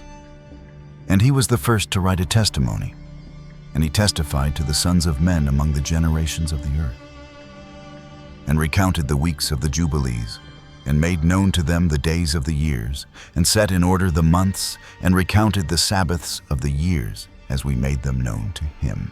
And what was and what will be he saw in a vision of his sleep, as it will happen to the children of men throughout their generations, until the day of judgment. He saw and understood everything, and wrote his testimony, and placed the testimony on earth for all the children of men and for their generations. And in the 12th Jubilee, in the 7th week thereof, he took to himself a wife, and her name was Edna, the daughter of Danel, the daughter of his father's brother. And in the 6th year, in this week, she bare him a son, and he called his name Methuselah. And he was moreover with the angels of God these 6 Jubilees of years, and they showed him everything which is on earth and in the heavens, the rule of the sun, and he wrote down everything. And he testified to the Watchers, who had sinned with the daughters of men. For these had begun to unite themselves, so as to be defiled with the daughters of men, and Enoch testified against them all. And he was taken from amongst the children of men. and we conducted him into the Garden of Eden in majesty and honor. And behold, there he writes down the condemnation and judgment of the world and all the wickedness of the children of men. And on account of it, God brought the waters of the flood upon all the land of Eden. For there he was set as a sign, and that he should testify against all the children of men, that he should recount all the deeds of the generations until the day of condemnation. And he burnt the incense of the sanctuary, even sweet spices acceptable before the Lord on the mount. For the Lord has 4 places on the earth, the Garden of Eden and the Mount of the East, and this mountain on which thou art this day, Mount Sinai and Mount Zion, which will be sanctified in the new creation for a sanctification of the earth. Through it will the earth be sanctified from all its guilt and its uncleanness throughout the generations of the world. And in the 14th Jubilee, Methuselah took unto himself a wife, Edna, the daughter of Azrael, the daughter of his father's brother. In the 3rd week, in the 1st year of this week, and he begat a son, and called his name Lamech. And in the 15th Jubilee, in the 3rd week, Lamech took to himself a wife, and her name was Betnos, the daughter of Baruch, the daughter of his father's brother. And in this week she bare him a son, and he called his name Noah, saying, This one will comfort me for my trouble and all my work, and for the ground which the Lord hath cursed. And at the close of the 19th Jubilee, in the 7th week, in the 6th year thereof, Adam died, and all his sons buried him in the land of his creation. And he was the first to be buried in the earth. And he lacked 70 years of 1,000 years. For 1,000 years are as one day in the testimony of the heavens. And therefore was it written concerning the tree of knowledge, On the day that ye eat thereof, ye shall die. For this reason he did not complete the years of this day, for he died during it. At the close of this Jubilee, Cain was killed after him in the same year. For his house fell upon him, and he died in the midst of his house, and he was killed by its stones. For with a stone he had killed Abel, and by a stone was he killed in righteous judgment. For this reason it was ordained on the heavenly tablets, With the instrument with which a man kills his neighbor, with the same shall he be killed. After the manner that he wounded him, in like manner shall they deal with him. And in the 25th Jubilee, Noah took to himself a wife, and her name was Emzara, the daughter of Rachel, the daughter of his father's brother, in the 1st year, in the 5th week, 12:07 a.m. And in the 3rd year thereof, she bare him Shem, in the 5th year thereof, 12:09 a.m. she bare him Ham, and in the 1st year, in the 6th week, 12:12 a.m., she bare him Japheth. Chapter 5. And it came to pass, when the children of men began to multiply on the face of the earth, and daughters were born unto them, that the angels of God saw them on a certain year of this Jubilee, that they were beautiful to look upon. And they took themselves wives, of all whom they chose, and they bare unto them sons, and they were giants. And lawlessness increased on the earth, and all flesh corrupted its way, alike men and cattle and beasts and birds and everything that walks on the earth. All of them corrupted their ways and their orders, and they began to devour each other, and lawlessness increased on the earth. And every imagination of the thoughts of all men was thus evil continually. And God looked upon the earth, and behold, it was corrupt, and all flesh had corrupted its orders, and all that were upon the earth had wrought all manner of evil before his eyes. And he said that yet he would destroy man and all flesh upon the face of the earth which he had created. But Noah found grace before the eyes of the Lord, and against the angels whom he had sent upon the earth, he was exceedingly wroth, and he gave commandment to root them out of all their dominion. And he bade us to bind them in the depths of the earth, and behold, they are bound in the midst of them, and are kept separate. And against their sons went forth a command from before his face, that they should be smitten with the sword, and be removed from under heaven. And he said, My spirit shall not always abide on man, for they also are flesh, and their days shall be 120 years. And he sent his sword into their midst, that each should slay his neighbor. And they began to slay each other till they all fell by the sword and were destroyed from the earth. And their fathers were witnesses of their destruction, and after this they were bound in the depths of the earth forever, until the day of the great condemnation, when judgment is executed on all those who have corrupted their ways and their works before the Lord. And he destroyed all from their places, and there was not left one of them whom he judged not according to all their wickedness. And he made for all his works a new and righteous nature, so that they should not sin in their whole nature forever, but should be all righteous, each in his kind always. And the judgment of all is ordained and written on the heavenly tablets in righteousness, even the judgment of all who depart from the path, which is ordained for them to walk in. And if they walk not therein, judgment is written down for every creature and for every kind. And there is nothing in heaven or on earth or in light or in darkness or in Sheol or in the depth or in the place of darkness, which is not judged. And all their judgments are ordained and written and engraved. In regard to all he will judge the great according to his greatness, and the small according to his smallness, and each according to his way. And he is not one who will regard the person of any, nor is he one who will receive gifts, if he says that he will execute judgment on each, if one gave everything that is on the earth. He will not regard the gifts or the person of any, nor accept anything at his hands, for he is a righteous judge. And of the children of Israel it has been written and ordained, if they turn to him in righteousness, he will forgive all their transgressions and pardon all their sins. It is written and ordained that he will show mercy to all who turn from all their guilt once each year. And as for all those who corrupted their ways and their thoughts before the flood, no man's person was accepted save that of Noah alone. For his person was accepted in behalf of his sons, whom God saved from the waters of the flood on his account. For his heart was righteous in all his ways, according as it was commanded regarding him, and he had not departed from aught that was ordained for him. And the Lord said that he would destroy everything which was upon the earth, both men and cattle and beasts and fowls of the air, and that which moveth on the earth.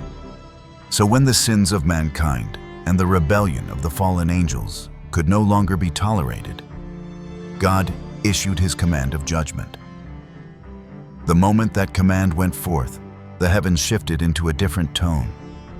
Not a single angel hesitated. All of them moved at once, as if they had waited for this moment for ages.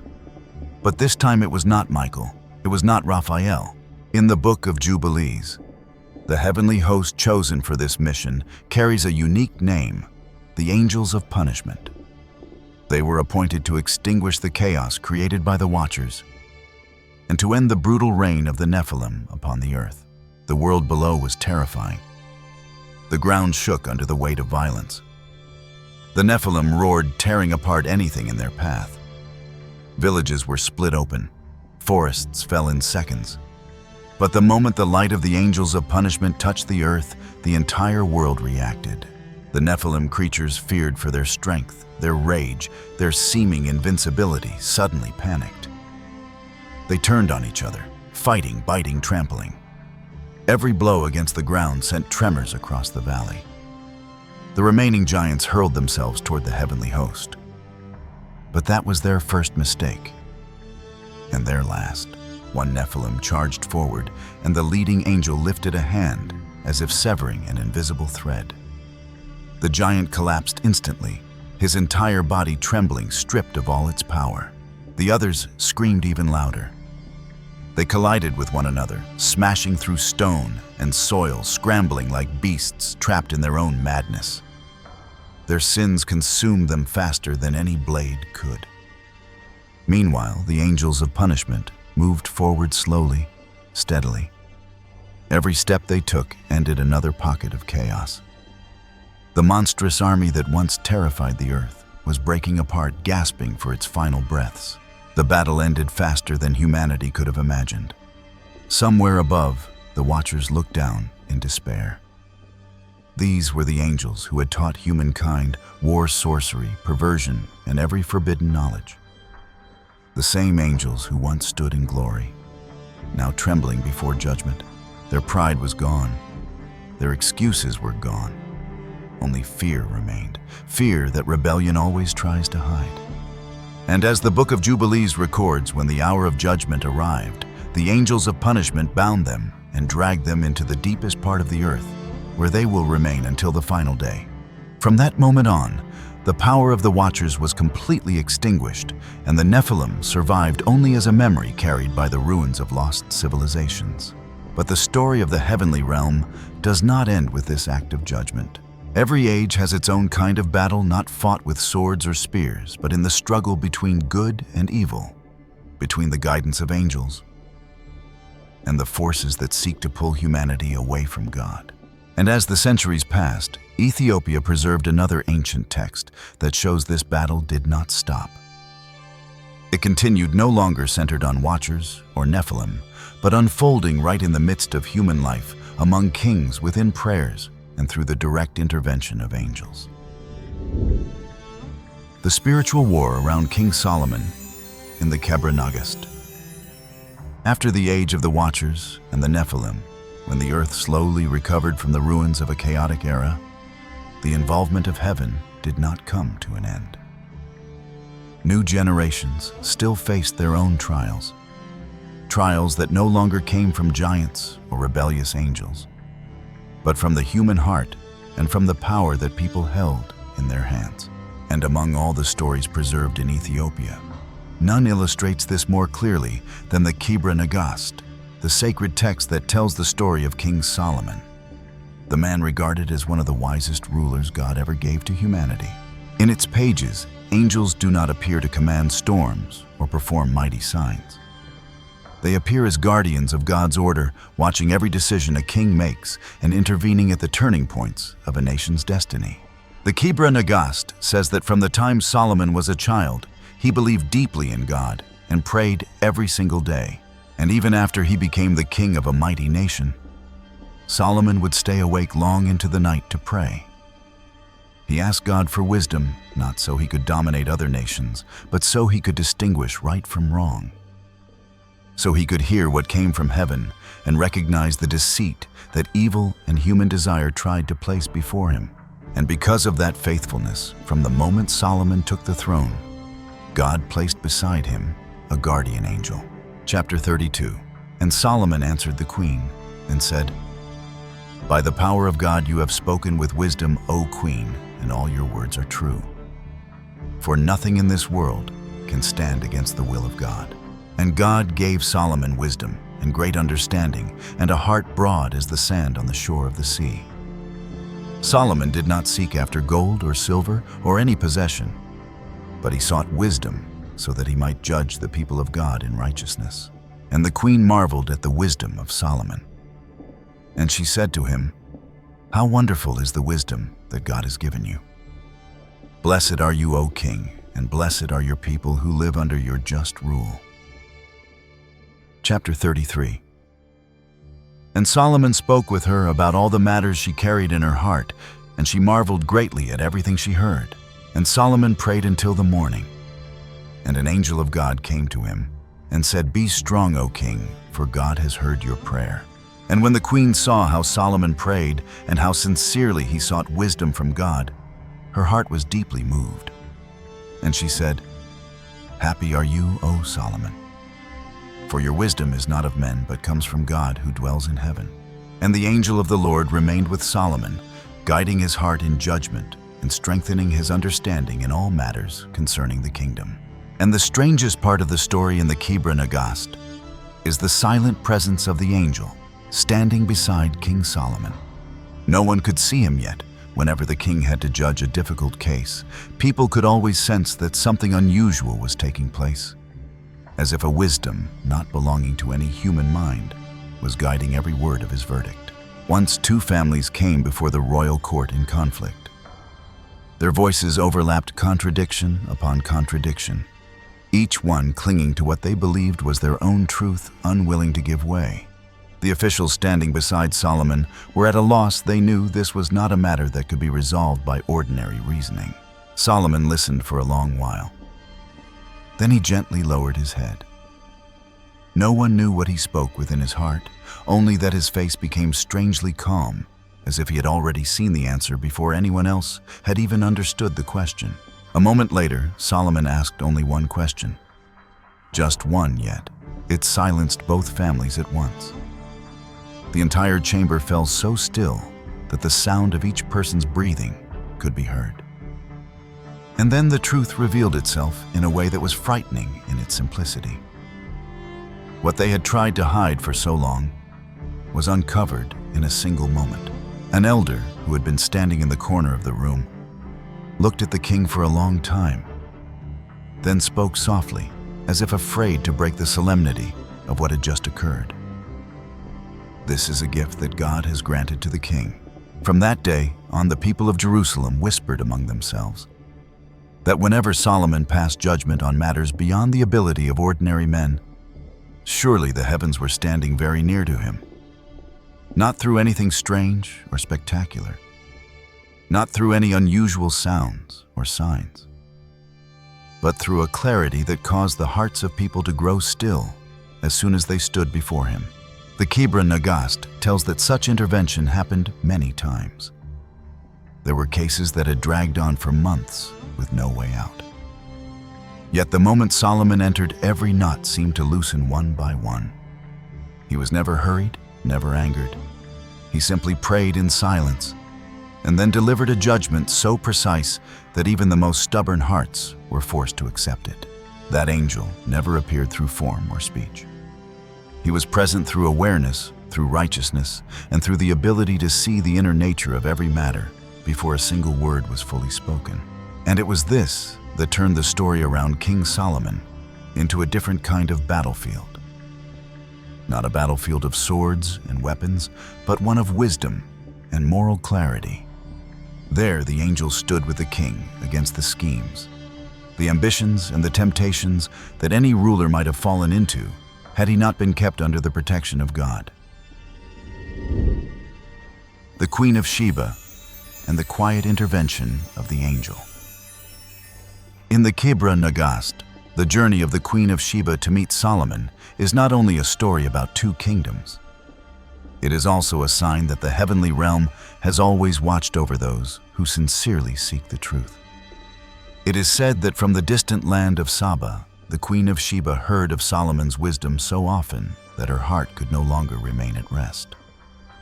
She was a powerful monarch respected by many nations.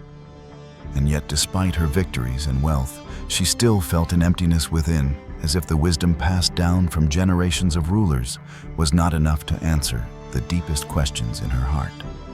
One night, unable to sleep, Sheba walked out to the palace terrace. The desert wind moved between the stone pillars. She closed her eyes and asked God to show her a path. In that moment, the KEBRA NAGAST says an angel appeared to her in a dream. Not in a form meant to frighten, but with words that brought clarity to her mind. "The one you seek is in Jerusalem." Sheba awoke with her heart pounding. Not in fear, but with a conviction so strong, it felt as though a locked door inside her had finally opened. And so she made her decision. The journey took many months across rocky mountains, dry plains, and dangerous roads. Yet with every mile, Sheba grew more certain that she was walking toward the place she was meant to be. When she arrived at Jerusalem's gates, the people were astonished. They had never seen an entourage so magnificent. But the treasure she carried was not what captured their attention. It was her calm presence. Many said that the moment Sheba stepped into the palace courtyard, a sense of reverence filled the space, and everyone fell silent. Solomon came forward to welcome her, and the queen's first words were not diplomatic greetings or royal displays of power. She looked directly at the king and said, "I have come to see if your wisdom is truly what people say it is." Solomon smiled a gentle smile, steady as though he already knew what would unfold. Sheba did not realize that at that very moment, Solomon's guardian angel was standing nearby quietly, watching the meeting between two of the greatest minds of their age. In the days that followed, Sheba asked questions no court of Egypt, Assyria, or Saba had ever been able to answer. She asked about the origin of mankind. She asked about the purpose of life. She asked what true wisdom really was. Each time she asked, Solomon paused, as if listening to a voice only he could hear. His answers were never boastful, never meant to impress. They went straight to the heart of what SHEBA had spent years searching for. One day, when SHEBA asked what causes a kingdom to fall, Solomon simply said, "Not war, not enemies, but the moment its people turn away from what is good." The queen remained silent for a long time. She understood then that she was not speaking to a king who merely ruled by intelligence, but to someone God himself had appointed to guide nations. And the KEBRA NAGAST tells us that throughout her stay in Jerusalem, Solomon's guardian angel remained by his side, present in every judgment, in every answer he gave, in every moment of calm he held, even when faced with a queen of legendary stature. During those days, SHEBA learned from Solomon's wisdom. Yet she also sensed a greater presence in the palace. Their conversations stretched late into the night. She asked more questions. Solomon answered patiently, and in the pauses between words, she felt her thoughts being guided toward understanding. The people of Ethiopia believed that the guardian angel was truly there, strengthening Solomon's mind and opening SHEBA's heart toward faith. The angel's influence was gentle enough to awaken something within her without ever taking away her freedom to choose. On her final day in Jerusalem, SHEBA stood in the palace courtyard and thanked Solomon. She did not give flowery praise. She simply spoke from what she now knew. "I have traveled far to search for wisdom. Today I finally understand wisdom is not in power or glory, but in honoring the one who created all things." Solomon bowed his head slightly. And as he walked back toward the palace, he knew this meeting had been arranged by heaven. He understood that the years ahead would continue to require the protection of the guardian angel, because even the wisest king still needs God's guidance. And just as the KEBRA NAGAST records the encounter between Solomon and SHEBA as one of many moments in which the heavenly realm quietly intervened in human history, ensuring that the right path could still be seen amid the countless choices of life. The Ark of the Covenant, the journey south according to the KEBRA NAGAST. When the story between Solomon and the Queen of Sheba came to a close, most people would have thought it was simply a meeting between two kingdoms.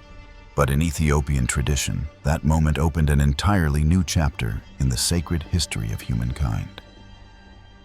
And at the center of that chapter was the Ark of the Covenant, the holiest object that ever appeared on earth. When Sheba left Jerusalem, she carried more than Solomon's wisdom. She carried something far greater, a divine promise that her people would be guided by the light of the Creator. And from that promise came her son Menelik, whom Ethiopia believes was chosen by God long before he was born. Menelik grew up looking so much like Solomon that the courtiers only needed to see his posture to recognize the king's bloodline in him. When he became an adult, Menelik traveled to Jerusalem to meet his father. Solomon embraced him and saw in his eyes the same calm insight that God had given him in his youth. But what Solomon did not expect was that Menelik would become the central figure in one of the greatest mysteries in the entire Bible. According to the KEBRA NAGAST, after Menelik returned to Ethiopia, the Jewish priests who accompanied him, men who had seen his integrity and deep faith, believed that he was the one God had prepared to carry the Ark of the Covenant to a land chosen by the Almighty. So they removed the Ark from the temple in Jerusalem and placed it into Menelik's hands. It was a bold decision, a moment that changed history. And Ethiopia believes the heavenly realm guided it. The KEBRA NAGAST says that as Menelik crossed the border on his way back to Ethiopia, the Ark moved with the procession on its own, as if God himself was escorting the journey. When Solomon learned what had happened, he fell silent, not in anger, but in understanding. The Most High had taken the Ark to the place he had chosen. Ethiopia calls that moment the divine transfer, a transfer not carried out by human will, but by the will of God.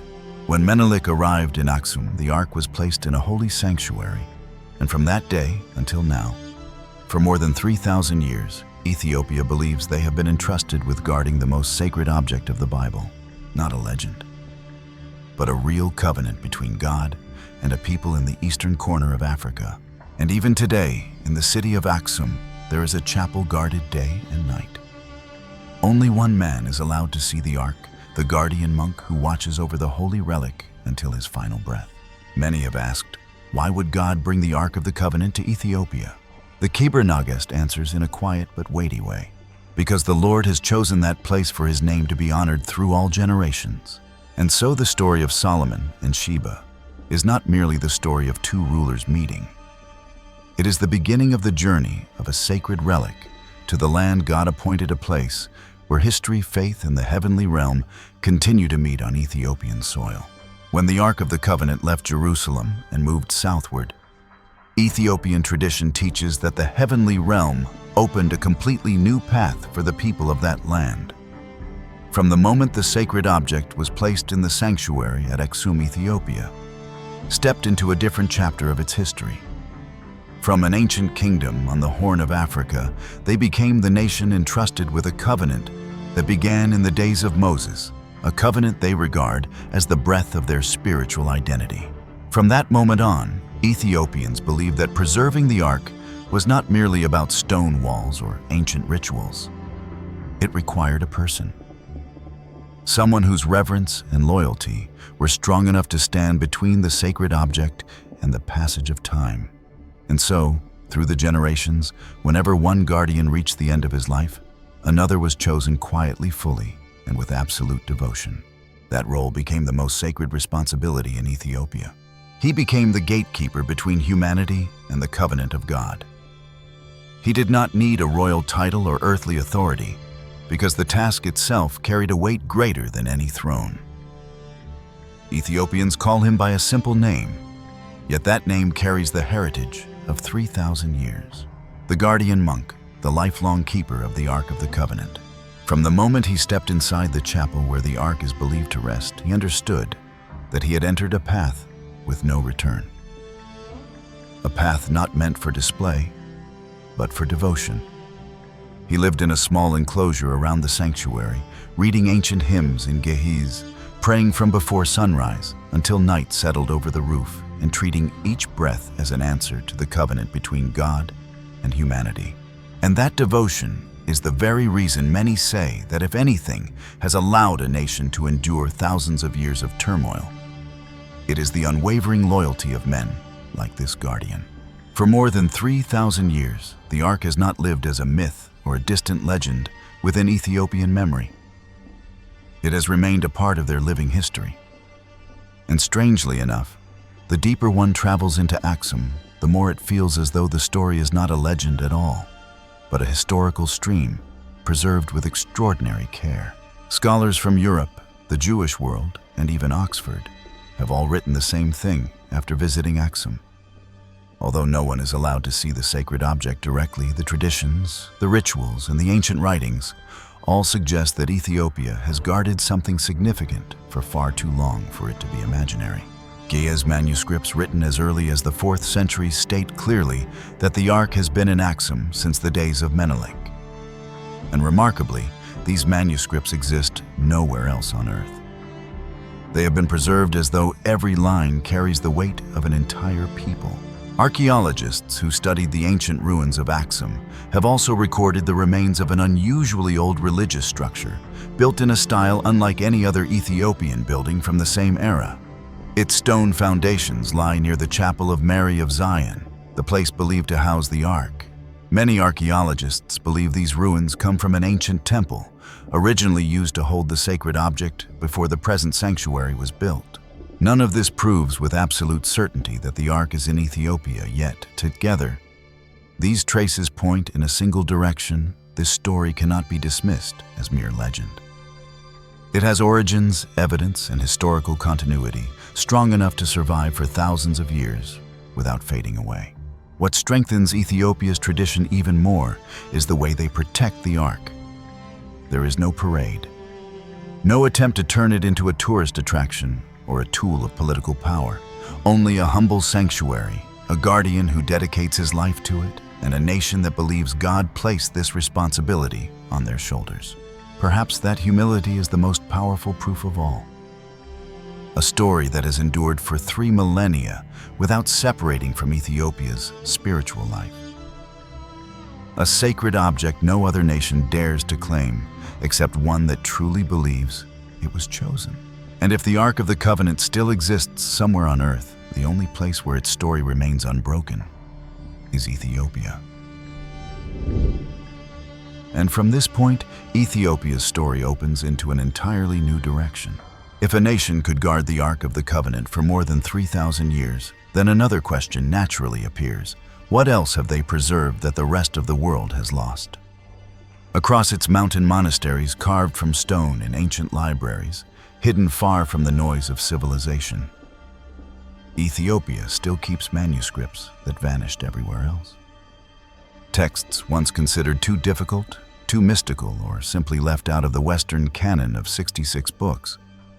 Yet for Ethiopia, these writings are part of a sacred memory. To them, these are not forbidden books. They are the missing pieces of heaven's history. And this is why the deeper one goes into Ethiopia's tradition, the clearer it becomes that the Book of Enoch is only the beginning. Behind it lie other manuscripts, each one opening another doorway into the world of angels, the realm of the unseen, and the ancient revelations humanity once knew but allowed to fade away. Now the path continues toward the other banned, forgotten, or removed books, the ones Ethiopia has preserved intact to this very day. The banned book, the Shepherd of Hermas. When the journey of the Ark of the Covenant brings us to Ethiopia, a nation that has guarded a sacred covenant for more than 3,000 years, the story of the heavenly realm does not end there. Among the ancient writings respected by the pre-Catholic Church, there is a book that records the experience of an ordinary man, someone who is not a king, not a prophet, not a priest. Yet he saw an angel more clearly than anyone else in the earliest days of the Church. That book is the Shepherd of Hermas. Its main character is HERMAS, an ordinary believer in Rome. He lived in a time when followers of Christ were hunted, questioned, and arrested day after day. And in that very moment, God sent him an angel, not to give him honor or power, but to lead him through an inner cleansing that many believers of that era also had to face. One night, as Hermas knelt in prayer inside his small room in Rome, his mind was filled with worries. It was a time when Christians lived under constant threat. Anyone could be arrested at any moment simply because of their faith. At that moment, Hermas felt as if someone was standing behind him. The feeling was so clear it made him stop in the middle of his prayer. When he turned around, he saw a man watching him. Calm posture, bright eyes, and a depth that seemed to understand everything inside him. The man spoke to Hermas with a steady and warm voice. "I have been sent to walk with you." From that moment, Hermas understood he was standing before a guardian angel, not a presence meant to shock him, but one sent to steady him for trials he had not yet seen. In the months that followed, the angel brought Hermas into a series of visions. At times, Hermas found himself standing before a wide plain, and in the middle of that field was a great tower being built. The stones were placed carefully, as if following a pattern no one could break. Hermas asked, "What does this tower represent?" The angel answered, "The Tower of Salvation, where God gathers the souls who keep righteousness and walk the path he has set." Hermas looked at the stones. Some were placed into the tower immediately. Some were taken out because they were not ready. Some had to be reshaped before they could take their place. The angel explained, "Each stone is a person. Those who live well stand firm. Those who stray need to be shaped again. Those who abandon what is good will have no place." In other visions, Hermas met a man wearing the cloak of a shepherd, stern in appearance, yet gentle at heart. This was the shepherd, the teaching angel who pointed out the things that weaken a soul and the things that help it return to strength. Hermas once asked, "Why am I allowed to see these things? I have no high position." The angel replied, "Because God desires many to stand firm. You will remind them that any soul can grow strong again if it turns back to what is good." For this reason, the Shepherd of Hermas became one of the most influential writings of the early church. It does not describe great events like floods or the fall of nations. It describes the battle within the human heart, where every choice opens a different path for the soul. For Ethiopia, this book adds another perspective on the heavenly realm. If Enoch speaks of angels who punish, if Jubilees tells of heavenly warriors restoring order, if KEBRA NAGAST shows angels guiding King Solomon, then the shepherd of HERMAS reveals another truth. Angels also stand with us in the quietest battles, the battles within our own hearts. To them that tower is still being built every day, shaped by the souls who choose to keep goodness alive in their lives. 4. Baruch Paralipomena of Jeremiah the angel, who raised the dead, and the miracle in the Babylonian exile. Among the ancient texts preserved in Ethiopia for thousands of years, there is a book that always makes scholars pause. Baruch, also known as Paralipomena of Jeremiah. This is not a story separated from the Bible. It is a continuation of what happened after the time of the prophet Jeremiah, when Israel was taken into exile in Babylon. Modern researchers believe the book was written sometime in the 1st or 2nd century AD, emerging from the Jewish communities who lived through the devastation that followed the destruction of the temple. Its content is woven tightly into the traditions of Jeremiah and Baruch, two real figures who endured the darkest years in Israel's history. But the most striking thing is not the date or the anonymous authorship. It is the reason this book was removed from the Western Bible, not because it contradicts theology, not because it conflicts with the message of Scripture. The issue was that it contains too many miracles, too many direct angelic interventions, and one event powerful enough to make post-Nicene editors hesitate. An angel resurrects a dead man and sends him on a mission to the people of Israel. For the Western Church of the Middle Ages, such miracles could create too much hope, too much spiritual independence, and a form of faith that no longer fit the doctrinal structure they were building. Because of that, 4. Baruch was placed among the Apocrypha not included in the official canon, though it continued to be copied quietly among early Christians. But in Ethiopia, the story went in a completely different direction. For them, miracles were not something to fear. Angelic intervention was not something to hide. And any story that strengthened faith during the darkest period of Israel's history was never considered excessive.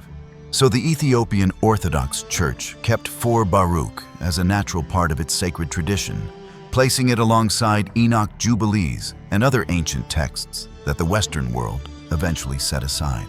It is within this context that the story of 4 Baruch unfolds a story. Ethiopia believes once strengthened an entire nation. When Jerusalem had been burned, when the survivors were chained and marched toward Babylon, Jeremiah remained in the land, while Baruch, his loyal companion, was taken into exile. Each carried his own grief, yet both continued to hope that God would show Israel a sign that they had not been abandoned. According to Ethiopian tradition, that sign came from the heavenly realm in a way no one expected. A young man from Israel died during the exile. Those who witnessed it could only lower their heads. Death had become a familiar sight in those days. But 4. Baruch says that in the night, while the body still lay in the heart of Babylon, an angel appeared and performed something no one dared believe. The young man rose alive again, as though called back from a place no one returns from. The angel spoke a single sentence, one that changed the destiny of an entire people. You will return and be the sign that God has not abandoned Israel. The young man then began a journey back to Jerusalem, crossing the same wilderness the exiles had passed through. When Jeremiah saw him, the old prophet felt his heart rise again. It was not something reason could easily accept, but Jeremiah understood this was the answer he had prayed for through all those years. At the same time, Baruch was also led back by an angel. 4. Baruch describes the angel guiding him through the Babylonian ranks as though divine presence alone cleared the path.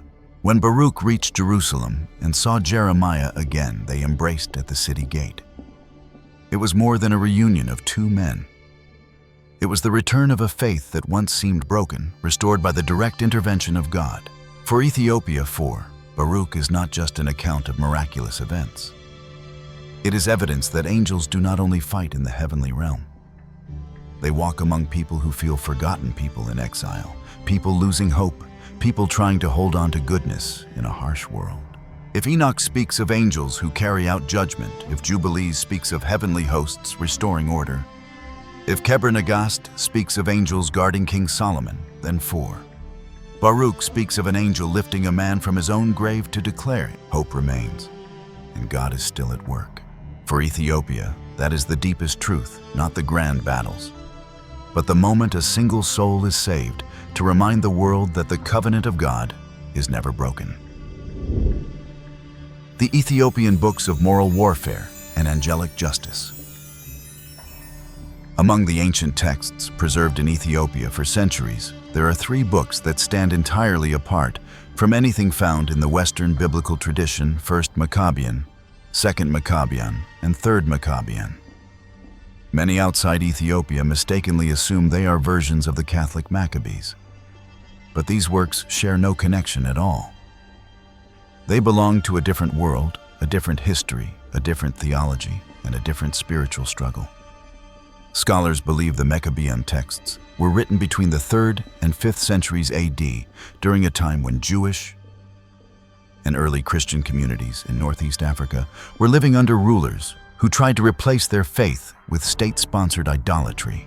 It was a period of intense pressure, when entire nations were urged to bow before images made by human hands. And it was in that climate, dark with political intimidation, yet bright with the courage of the faithful, that Maccabean emerged as a testimony of resistance. The story opens with a king who commands his people to kneel before towering idols he has built. He does not serve these idols out of devotion. His real desire is to erase the name of God from the hearts of the people, to make the king himself the center of their obedience. In Maccabean, this ruler becomes the symbol of a power that seeks to take the place of God, not through argument, but through fear. But set against him is a small group of men whose courage does not come from armies or weapons, but from a moral clarity that no threat can break. They do not rise as mighty warriors. They do not gather a great host. They simply refuse to trade their faith for safety. And from that moment, Maccabean becomes more than a story. It becomes a mirror held up to every generation, showing how a single act of loyalty to God can change the fate of a nation. As the king begins punishing anyone who will not bow, the Maccabean text describes how the kingdom itself slowly collapses under the weight of its own corruption. Plans fail. Armies turn chaotic. Officials betray one another. The Ethiopians who preserved these books believe this unraveling was not random. It was the work of angelic justice, the same heavenly order that appears in Enoch and Jubilees. Here, angels do not descend with swords or miracles. Instead, they uphold truth so firmly that evil fractures under its own pride. That is what makes Maccabean profound. The divine presence operates not through spectacle, but through the quiet but unstoppable force of righteousness. Reading these books, one realizes that the true battleground is not between 2 earthly armies. It is inside the human heart, a war between loyalty and compromise, between devotion and fear, between honoring God and bowing to a power that demands worship. The heroes of Maccabean choose to die rather than betray their souls. Their courage becomes a fire that awakens an entire nation. This is also the reason the Maccabean books were excluded from the Western Bible. Not because they contradict Scripture, not because they introduce false doctrine, but because they portray divine justice with such clarity and portray the fall of idol-worshipping rulers with such force that later church editors feared their impact on a faith they wanted more tightly defined. In the centuries following the Council of Nicaea, these books were deemed too intense, too morally absolute, too close to the imagination of common believers. But in Ethiopia, the response was the opposite. Maccabean was embraced. It became the spiritual backbone of a people who themselves had stood against powerful empires. They did not read it to learn history. They read it to gain strength, the strength to stand firm when the world demanded surrender. Today, Ethiopians do not classify Maccabean as legend or folklore. They regard it as a living reminder that the battle between good and evil continues in every generation, that angels stand beside those who refuse to bow to corrupt power, and that whenever a person chooses righteousness over fear, heaven takes notice. For them, the lesson is simple. Whenever one soul stands upright before God, unseen realms move in its defense. Banned Books 2, Esdras for Ezra, the prophetic book that was banned.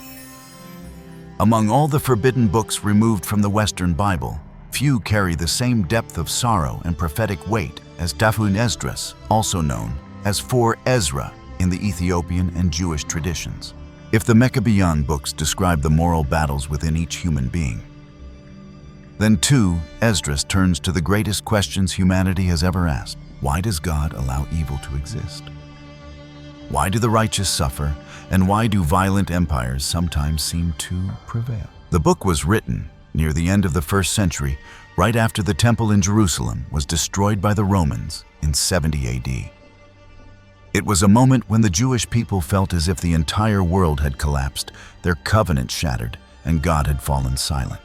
Ezra the priest, who had once led the Israelites home from Babylon, is portrayed in the Ethiopian tradition as the one who lifted his nation's spirit once again, not with military strength but with direct conversations with the heavenly realm.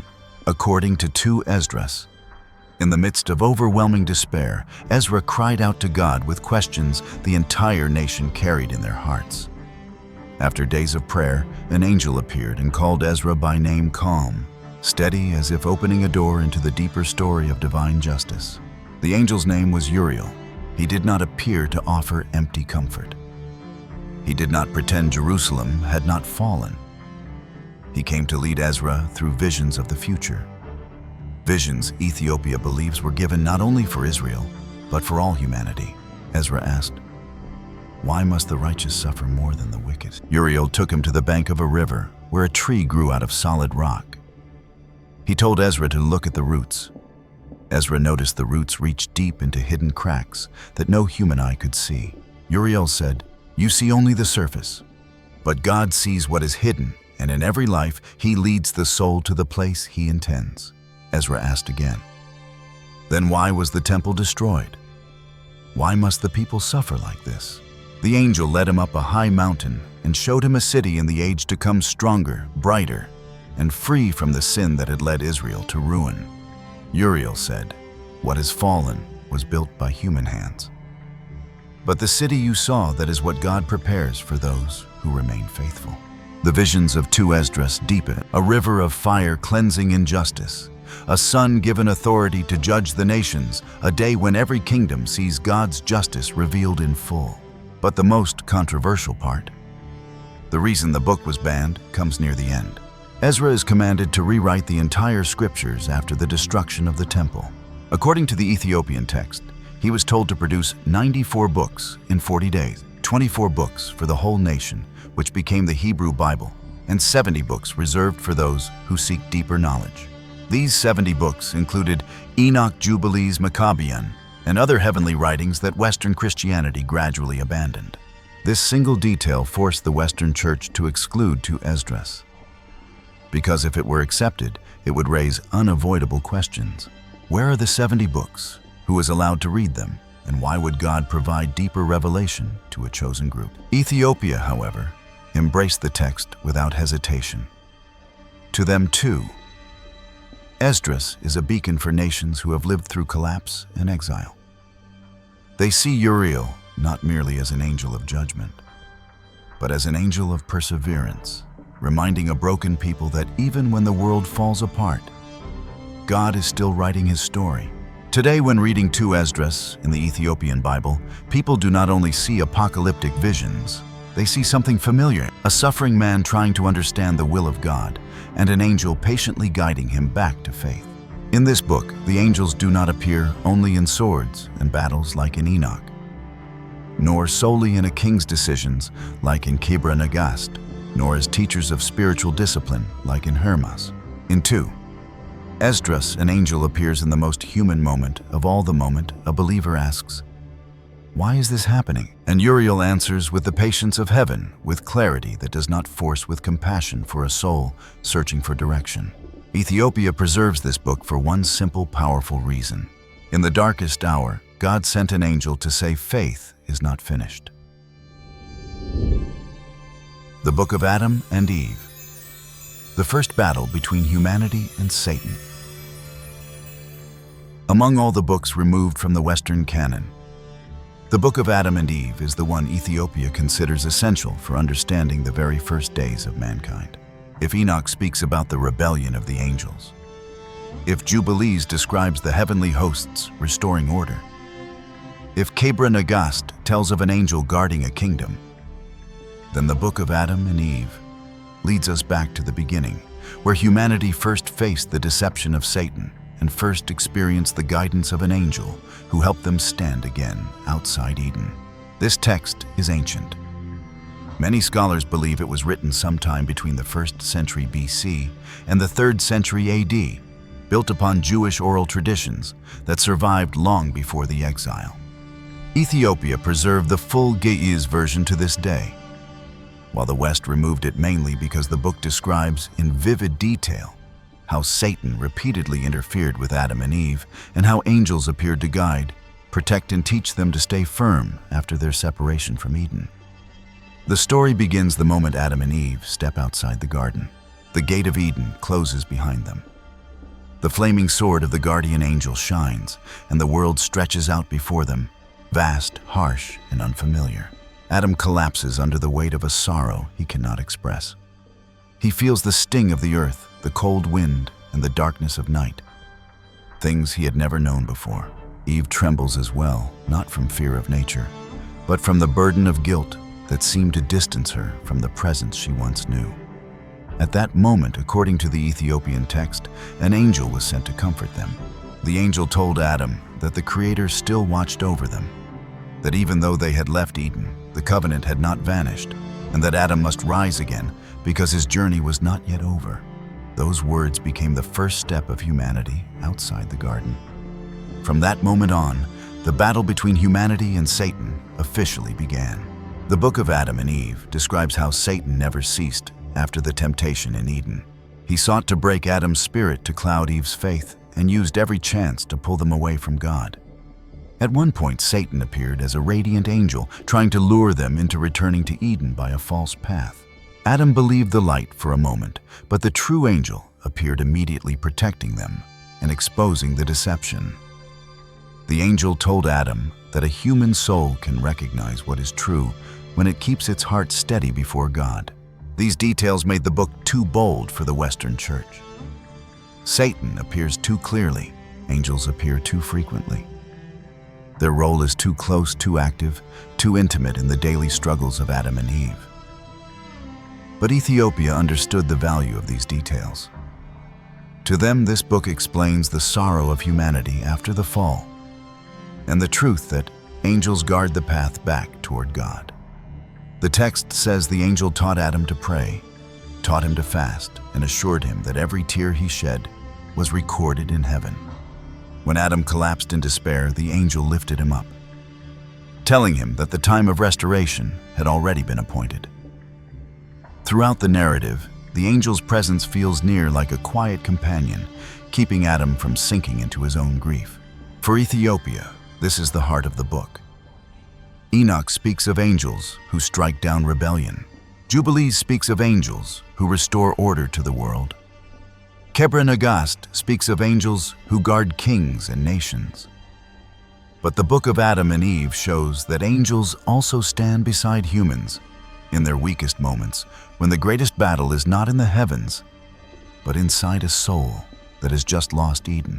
And it is precisely because the book describes angels so closely and Satan so vividly that Western tradition rejected it.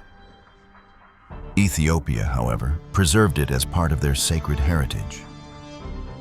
To them, this book provides the clearest explanation of why humanity must learn to stand firm, because from the very first steps of human history, the battle between good and evil had already begun. If the book of Adam and Eve reveals the first battle between humanity and Satan, a battle that unfolded in the most vulnerable moments of human history, then the next book opens a far wider scene. In it, the warning is no longer for Adam alone, nor for a single family or a single nation, but for all of humanity. It is a revelation that many early church fathers held in high regard. A text read openly in the gatherings of the first Christian communities, and one that Ethiopia places alongside the most sacred writings they have guarded for centuries. The Apocalypse of Peter, a revelation that once troubled the Western Church. And from the book of Adam and Eve, the story leads us into another ancient writing, deeper, broader, and far weightier. A book once read publicly in the earliest churches, respected by the early fathers, yet later removed from the Western Bible. Ethiopia still preserves it as a warning for every generation. That book is the Apocalypse of Peter.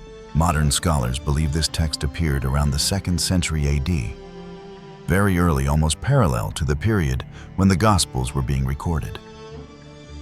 It was written at a time when faith was being tested, when Christian communities lived under persecution, and when they needed an explanation of what awaited them beyond death.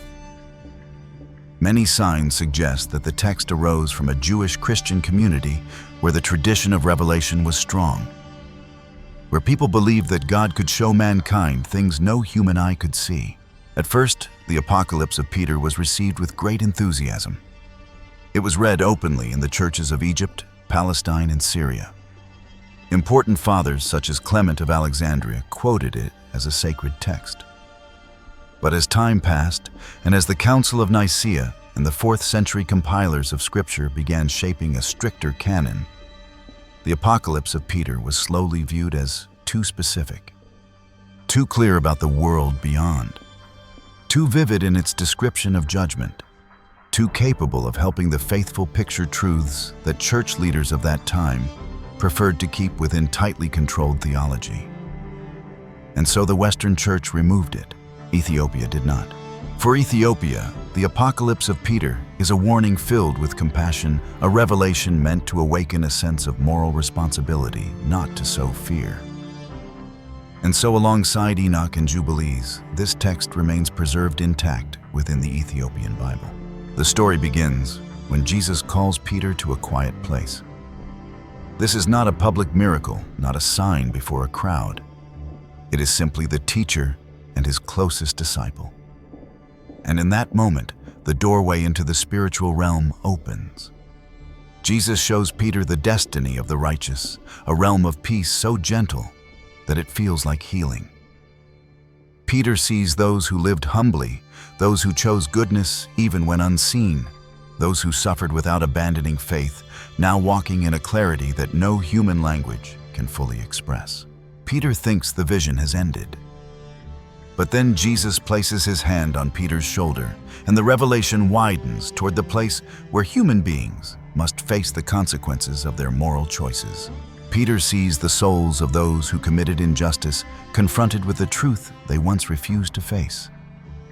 Those who lied for gain, who betrayed their families, who used power to harm the weak, all stand before the reality of the choices they made in life. Not to satisfy vengeance, but so the soul can finally see what it once hid from itself.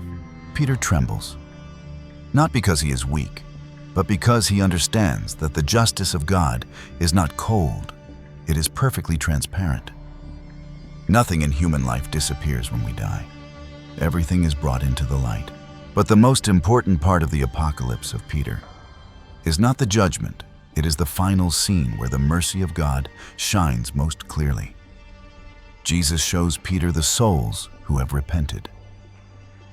Those who failed, stumbled, or did wrong, yet never rejected the goodness they still recognized within themselves. They are given a path to return. Peter stands silent for a long time, realizing that God's justice always walks together with his mercy. This is why Ethiopia keeps the Apocalypse of Peter. They believe humanity does not only need to understand the origin of evil, as told in Enoch, or how the heavenly hosts restore order as written in Jubilees, or how angels guard righteous kings as in the KEBRA NAGAST, but also the final outcome of the entire moral struggle. The apocalypse of Peter becomes a reminder for every generation. The greatest battle of human life is not fought on a battlefield, it is fought in every daily choice.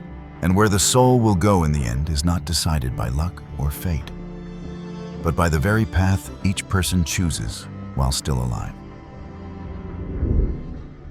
The Apocalypse of Bartholomew, the humble dialogue between an apostle and the heavenly realm. From the vision shown to Peter, the story leads naturally into another ancient text, one that the early church once knew well. Yet the Western tradition later pushed aside. Ethiopia preserved it because they believed some revelations were not written for argument, but to remind humanity of its true place before God.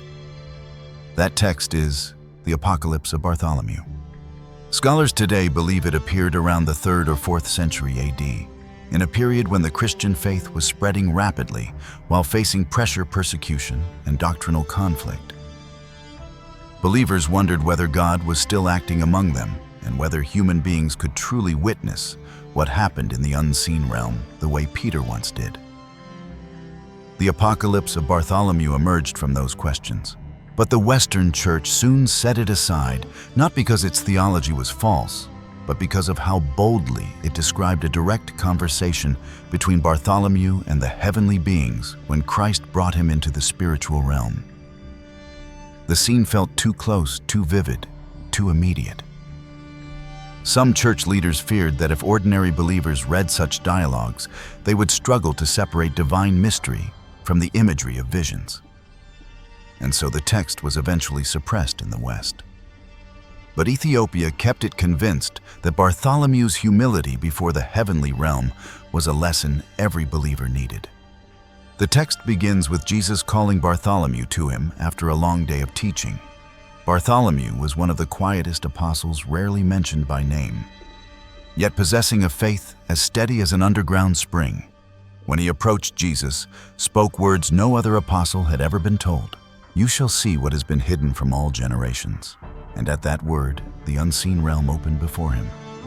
He saw angels standing in ordered ranks, each radiating a presence that made Bartholomew fall silent in awe. Every movement they made carried a weight that reached into his soul.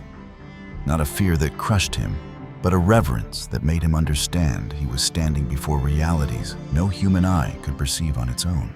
Bartholomew asked, his voice trembling, "How can someone as small as I stand before these holy ones?" An angel answered him with a calmness that felt like water flowing across stone, because the Lord desires that humanity understand truth. And truth always leads back to him. Bartholomew saw souls being guided by heavenly beings, some walking in peace, just as Peter had once witnessed others approaching with bowed heads, as if preparing to face the consequences of choices they had long avoided confronting. He asked again, "What determines the path each soul take?" The angel replied, "Their choices every day, every word, every action. Nothing in a human life disappears. All things stand before God." As the vision continued, Christ himself explained to Bartholomew the depth of divine mercy. He spoke of those who strayed, but still searched for goodness, those who fell, yet longed to rise again, those whose hearts had not despised righteousness, even when their actions failed. Christ showed that justice and mercy are never separated in God's judgment. When the vision ended, Bartholomew collapsed to the ground, not in fear but in gratitude. He understood that God had allowed him to witness a reality no human thought could grasp, that the battle between good and evil does not remain on earth alone, but reaches deep into the human soul. And that while every life will stand before divine justice, the path back to God remains open for those who seek it. This is why Ethiopia preserved the Apocalypse of Bartholomew. They believed humanity must remember that the soul does not live only for this world. It walks a far longer road where every choice has an echo in eternity. Through Bartholomew's dialogue with the heavenly realm, Ethiopia teaches that there is no hopeless distance between heaven and humanity.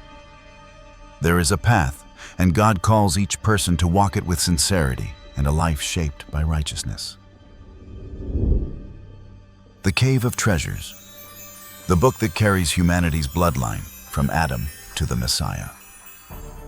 After the visions shown to Bartholomew, visions of what awaits the soul beyond this life, the Ethiopian canon leads us back to the very beginning of human history. From the realm where angels guide the destiny of souls, the story moves gently toward a text that Ethiopia cherishes as a bridge between heavenly revelation and the history lived by mankind on earth. That ancient text is the Cave of Treasures. Ethiopian tradition teaches that to understand the entire story of salvation, one must first understand the beginning of humanity itself, the place where God's promises were first laid down. The Cave of Treasures tells that beginning with a solemn voice, tracing the footsteps of the patriarchs from Adam all the way to the coming of the Messiah. It does not read like a simple narrative, but like a long, reverent testimony of how God prepared through each generation the path that would lead to the Savior. Most scholars believe this text emerged around the 4th or 5th century, written in Syriac by early Eastern Christian communities groups for whom the memory of Adam and his descendants was not myth, but sacred history. And because the book emphasizes in great detail that humanity carries a divine purpose, from its very first breath, medieval Western compilers considered it too specific, too elaborate for official canon. They preferred to keep the early chapters of humanity within a reserved theological framework. Ethiopia chose a different path. They believed every generation deserved to know its origin so that it might understand its destiny. The Cave of Treasures begins with Adam and Eve leaving the garden, hearts heavy with loss, yet carrying a quiet hope that God had not abandoned their children. At the foot of the mountain where Eden once stood, a holy cave was prepared for them, a place of prayer, a place where their tears fell, a place where God's promises would be remembered through the ages. Ethiopia calls this cave the Treasure House, a sanctuary where sacred objects, memories, and prophecies were preserved after humanity's first exile. Each section of the book guides the reader through the generations: Seth, Enos, Kenan, Mahalalel, Jared, Enoch, Methuselah, Lamech, and then Noah. This long chronicle is more than genealogy.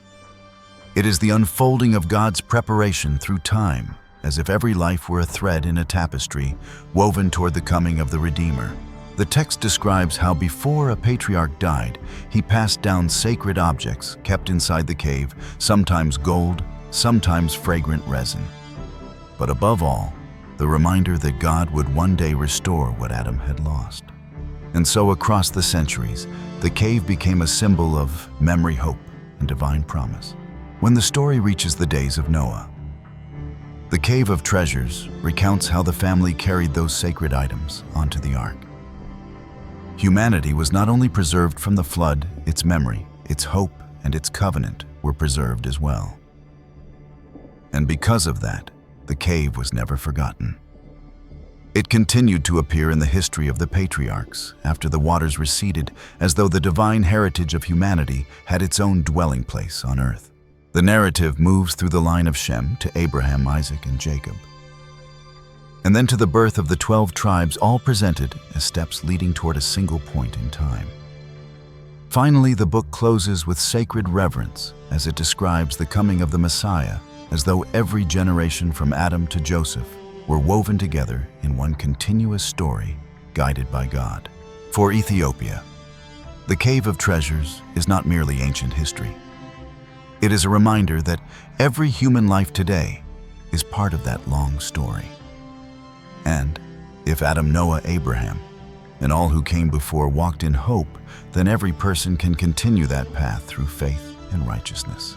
From here, the narrative flows naturally toward another ancient text, a work whose vivid revelations once unsettled the Western Church, but which Ethiopia preserved as a witness to humanity's moral responsibility, the Testament of Abraham. The Testament of Abraham, the journey of the soul, and the angel who guides the final judgment. After the Cave of Treasures, A book that carries us through the entire story of humanity, from Adam to the Messiah. The Ethiopian tradition leads naturally into another ancient text. This one reaches deeper, touches the questions that every human being must one day face, and reveals what happens at the end of a person's earthly journey. If the Cave of Treasures speaks of the beginning of mankind, then the Testament of Abraham speaks of the final place where the soul is led. In this book, the angel does not appear as a warrior, a messenger of destruction, or a guardian of kings. Here the angel becomes the guide who walks beside Abraham as he approaches the boundary between life and eternity, allowing him to witness what most people never see until the moment they depart from this world. According to the oldest manuscripts, the Testament of Abraham was written sometime in the 1st century AD, around the same era when the Gospels were being recorded. It grew out of a Jewish Christian community in Egypt or the Eastern Mediterranean, a group that still carried a strong belief that God could reveal heavenly mysteries to the righteous. The book was widely read in the early church and preserved for generations, but Western Christianity eventually removed it from the canon because the text described the afterlife judgment and angelic participation in ways that were considered too vivid and too direct for their developing theology. Ethiopia chose a different path. They believed people should understand where the soul goes after it leaves the body.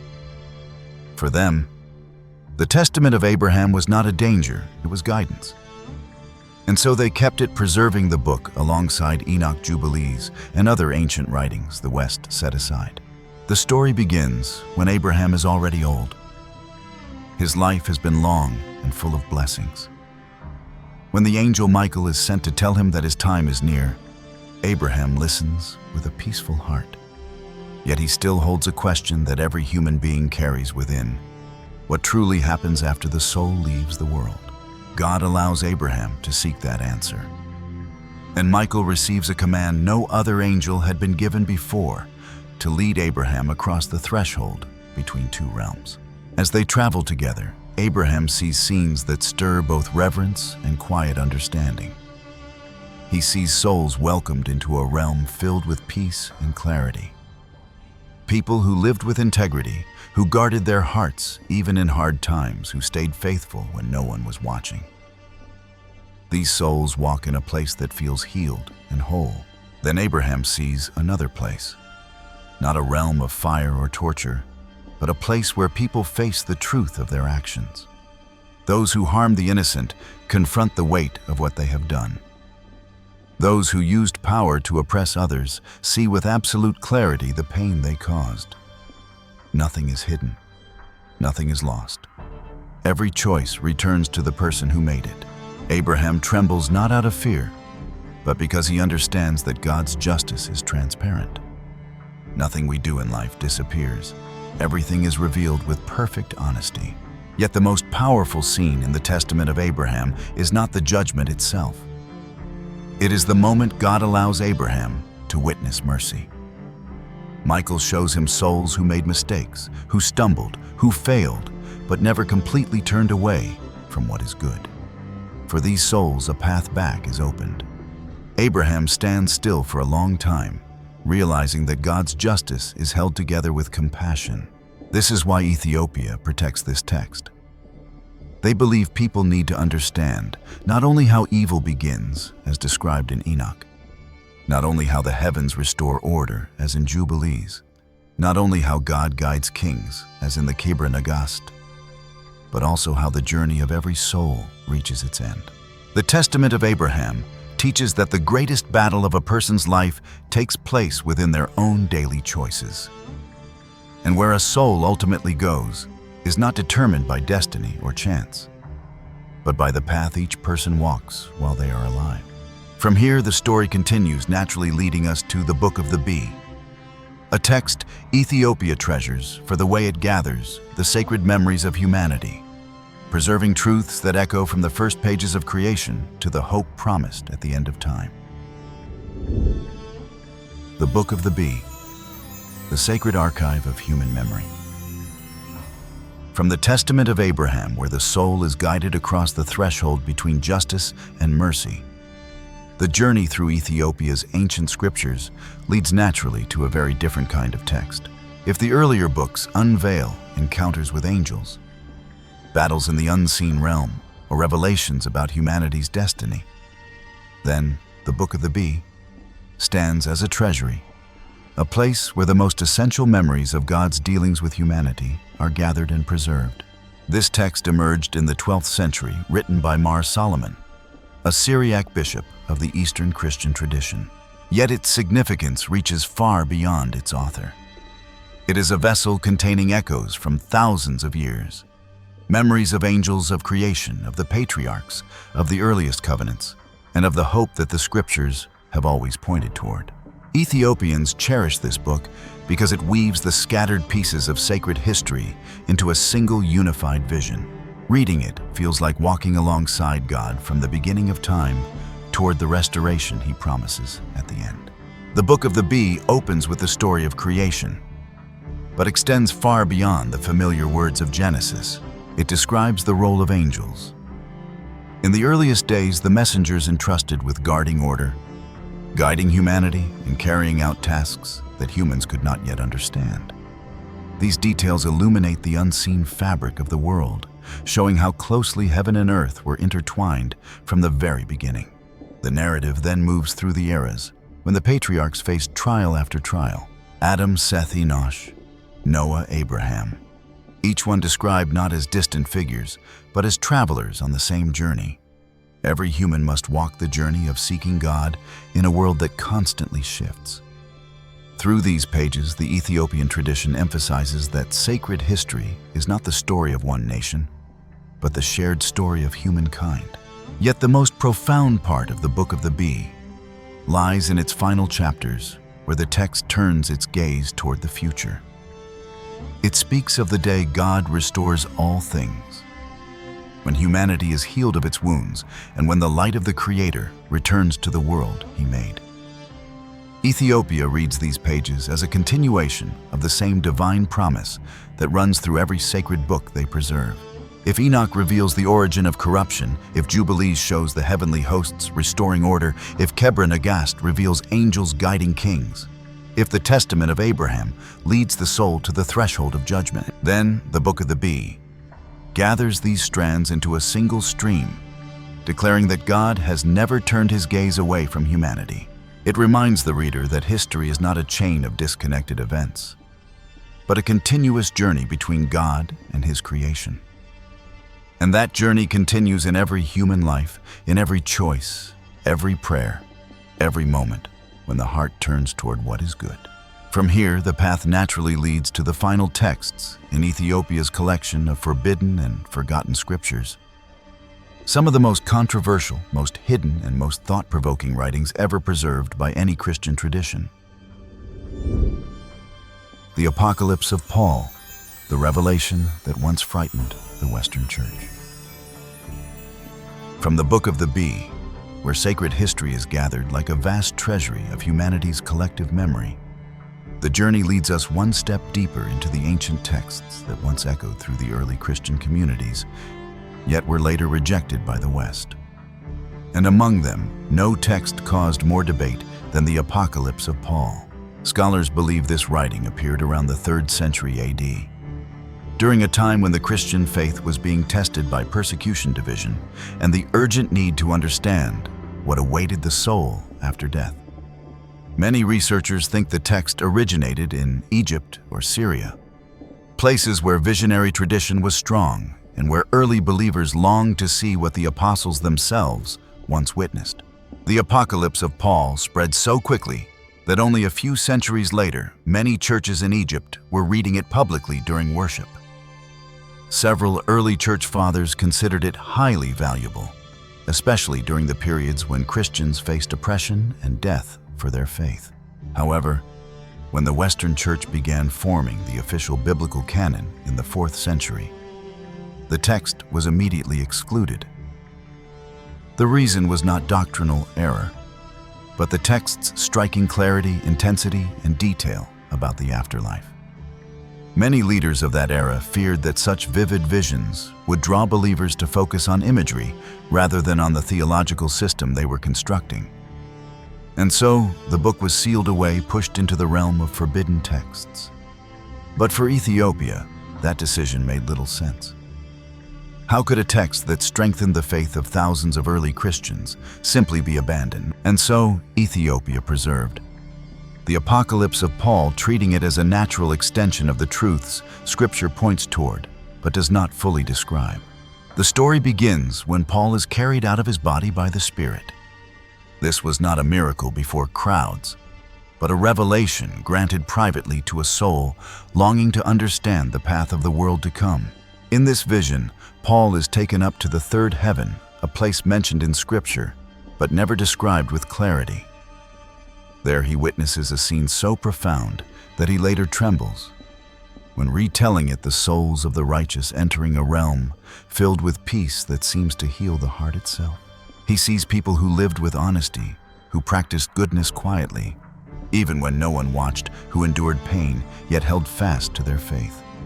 They walk gently, as if every step touches a ground that steadies the soul. Paul thinks the vision has ended. But then, a divine force lifts his awareness further upward, and the revelation expands into the realm where the soul faces the real consequences of its earthly choices. He sees those who once sowed division, those who used words to harm others, those who wielded power to crush the vulnerable. They stand before the truth they once ignored. No one accuses them. They see with absolute clarity the weight of their own actions. And that self-awareness becomes a burden the soul cannot escape. Paul shudders not because of the severity of the scene, but because of the perfect transparency of God's justice. Every action in human life has a voice. Nothing disappears when the body returns to dust. But the most important moment in the Apocalypse of Paul is the final one, where God's mercy appears like the foundation of the entire spiritual realm. Paul sees souls who genuinely repent, people who failed, who chose wrongly, yet who never despised what is good in the depths of their hearts, and they are offered a way back.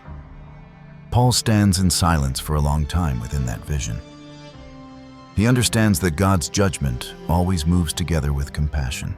Ethiopia regards the Apocalypse of Paul as a message humanity desperately needs, that the moral struggle does not only take place in the celestial realms, not only between angels and forces opposed to God, but within each human heart. And the destination of the soul is never decided by fate. It is shaped through every choice we make while we are still alive.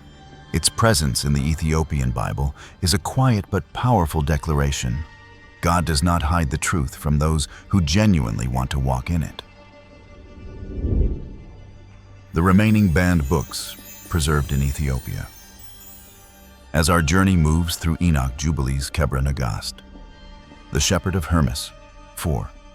Baruch, the Apocalypse of Peter, the Apocalypse of Bartholomew, the Cave of Treasures, and the Apocalypse of Paul. It is easy to assume that these works already represent the entire tradition of forbidden books that Ethiopia has preserved. But in truth, they are only a portion of a far larger treasury. For more than 2,000 years, Ethiopia has cherished and protected texts that the rest of the Christian world either lost or deliberately set aside. And there are others, works known by few, yet every page carries the breath of the earliest religious memory. They do not merely expand the story of humanity and the heavenly realm. They help illuminate the details that the biblical canon only hints at in passing. Take the book of Joseph and Asenath, a text describing the spiritual transformation of Asenath, the wife of Joseph. It is not a romantic tale, but a journey of conversion, where an angel appears as a guide to lead a soul unfamiliar with Israel back to the Creator. Ethiopia sees this as evidence that faith was never meant for one people alone, but for anyone who truly seeks truth. Then, the Book of the Cock, a text that may seem unusual at first glance, yet was widely read in early Christian Egypt. It tells the role of a small creature during the final week of Jesus' life, a reminder that even a voiceless being can be used by God to stir the conscience of humankind. Ethiopia preserves this because they believe the smallest things often reveal the greatest truth. Or consider the Gospel of Nicodemus, also called the Acts of Pilate, a narrative that recounts what occurred during the trial of Jesus and his descent into the realm of the dead to free the souls long imprisoned. The Western Church rejected it for containing too many details that provoke debate. But Ethiopia believes it offers essential insight into the meaning of the resurrection. There are also the Didascalia Apostolorum and the Apostolic Constitutions texts, preserving the teachings, moral instructions, and community practices of the apostles for the earliest church. They function like a handbook for Christian living in a time when no formal theological structure had yet taken shape. Ethiopia holds them as a living memory of primitive Christianity. We must also mention the Book of the Rolls and several ancient Syriac writings that describe the origins of nations, the journeys of prophets, and the activity of angels across the span of human history. These texts help fill in the gaps of stories that Scripture mentions briefly, then moves beyond. And there are works like the Vision of Ezra, the Vision of Isaiah beyond the version already known, and the history of Joseph the Carpenter. Each offers a different view of the unseen world, where the soul justice and the mercy of God intersect in a picture far broader than most people ever imagine. What stands out most is that Ethiopia does not treat these works as secondary. For them, these texts are missing pieces of a greater story, the story of God's involvement with humanity across time, from Adam and Eve to the apostles and beyond. In the Western world, many such writings were labeled apocrypha or pseudepigrapha, then gradually disappeared from religious life. But in Ethiopia, they have been preserved not out of curiosity, but because they contain moral, spiritual, and historical value that the Ethiopian Church believes humanity must not lose. And when they are placed side by side from Enoch and Jubilees to the lesser-known works, one truth becomes unmistakable. The great conflict between heaven and humanity has never been only about celestial battles. It plays out in every decision, every choice, every moment, when the soul stands between what is right and what is wrong. And this, Ethiopia believes, is why they have guarded these writings for more than 700 years. To remind people today that the sacred history of humanity is far wider than the pages we are familiar with. As our journey reaches its end, we look back at all the ancient writings that Ethiopia has preserved for thousands of years. Enoch, Jubilees, the KEBRA NAGAST, the Shepherd of HERMAS Baruch, the revelations of Peter, Bartholomew, Paul, and many other texts the world has nearly forgotten. And we begin to see something far greater than any single book. Because the sacred history of humanity does not live only in the familiar pages of Scripture. It is carved into the journeys of souls searching for faith, carved into the prayers of the prophets, carved into the faithfulness of ordinary people, whom God used to preserve what is holy through each passing generation. And Ethiopia, with its ancient mountains, its Ge'ez manuscripts, its quiet monasteries, and the Ark of the Covenant guarded for more than 3,000 years, became the place where this story was never broken. The place where this story was. Not because they were stronger than the world, not because they were wealthier than any nation, but because they believed God entrusted them with a part of history that had to be protected with the soul of an entire people. All these forbidden books, when placed side by side, whisper the same truth, that the struggle between good and evil is not only fought in the heavenly realms. It unfolds inside every human being, in every small choice, every word, every action, every thought that leans toward what is right. And if our souls wish to stand firm on the day when all things are revealed, then from this very moment, we must learn to live with integrity, pursue righteousness, defend what is good, stand on the side of truth and turn away from what is wrong, even when no one is watching. This is the lesson Enoch longed to leave behind. This is why Jubilees was written. This is what the shepherd spoke to HERMAS. This is what Peter, Bartholomew, and Paul trembled to witness in their visions. And this is the same truth God taught Solomon, Sheba, Menelik, the guardians of the Ark of the Covenant, and each one of us. So before you fall asleep, let your heart become still for a moment. Let these ancient stories touch the deepest place within you, the place no one else can reach except God Himself. And let us pray together. Lord, lead my soul through each day with watchfulness and humility. Help me keep what is good in every circumstance, and never let me forget that every choice today shapes the path of my soul tomorrow. Grant me the wisdom to recognize what is right, the courage to do what is right, and the perseverance to live rightly until the end. Keep us in your peace, and let our souls rest under the protection of the living God. Amen. Thank you for walking with me through this long journey into the ancient sacred texts of Ethiopia. If God allows, we will continue this journey on many nights to come. Sleep in peace, rest in faith, and may the presence of God surround you.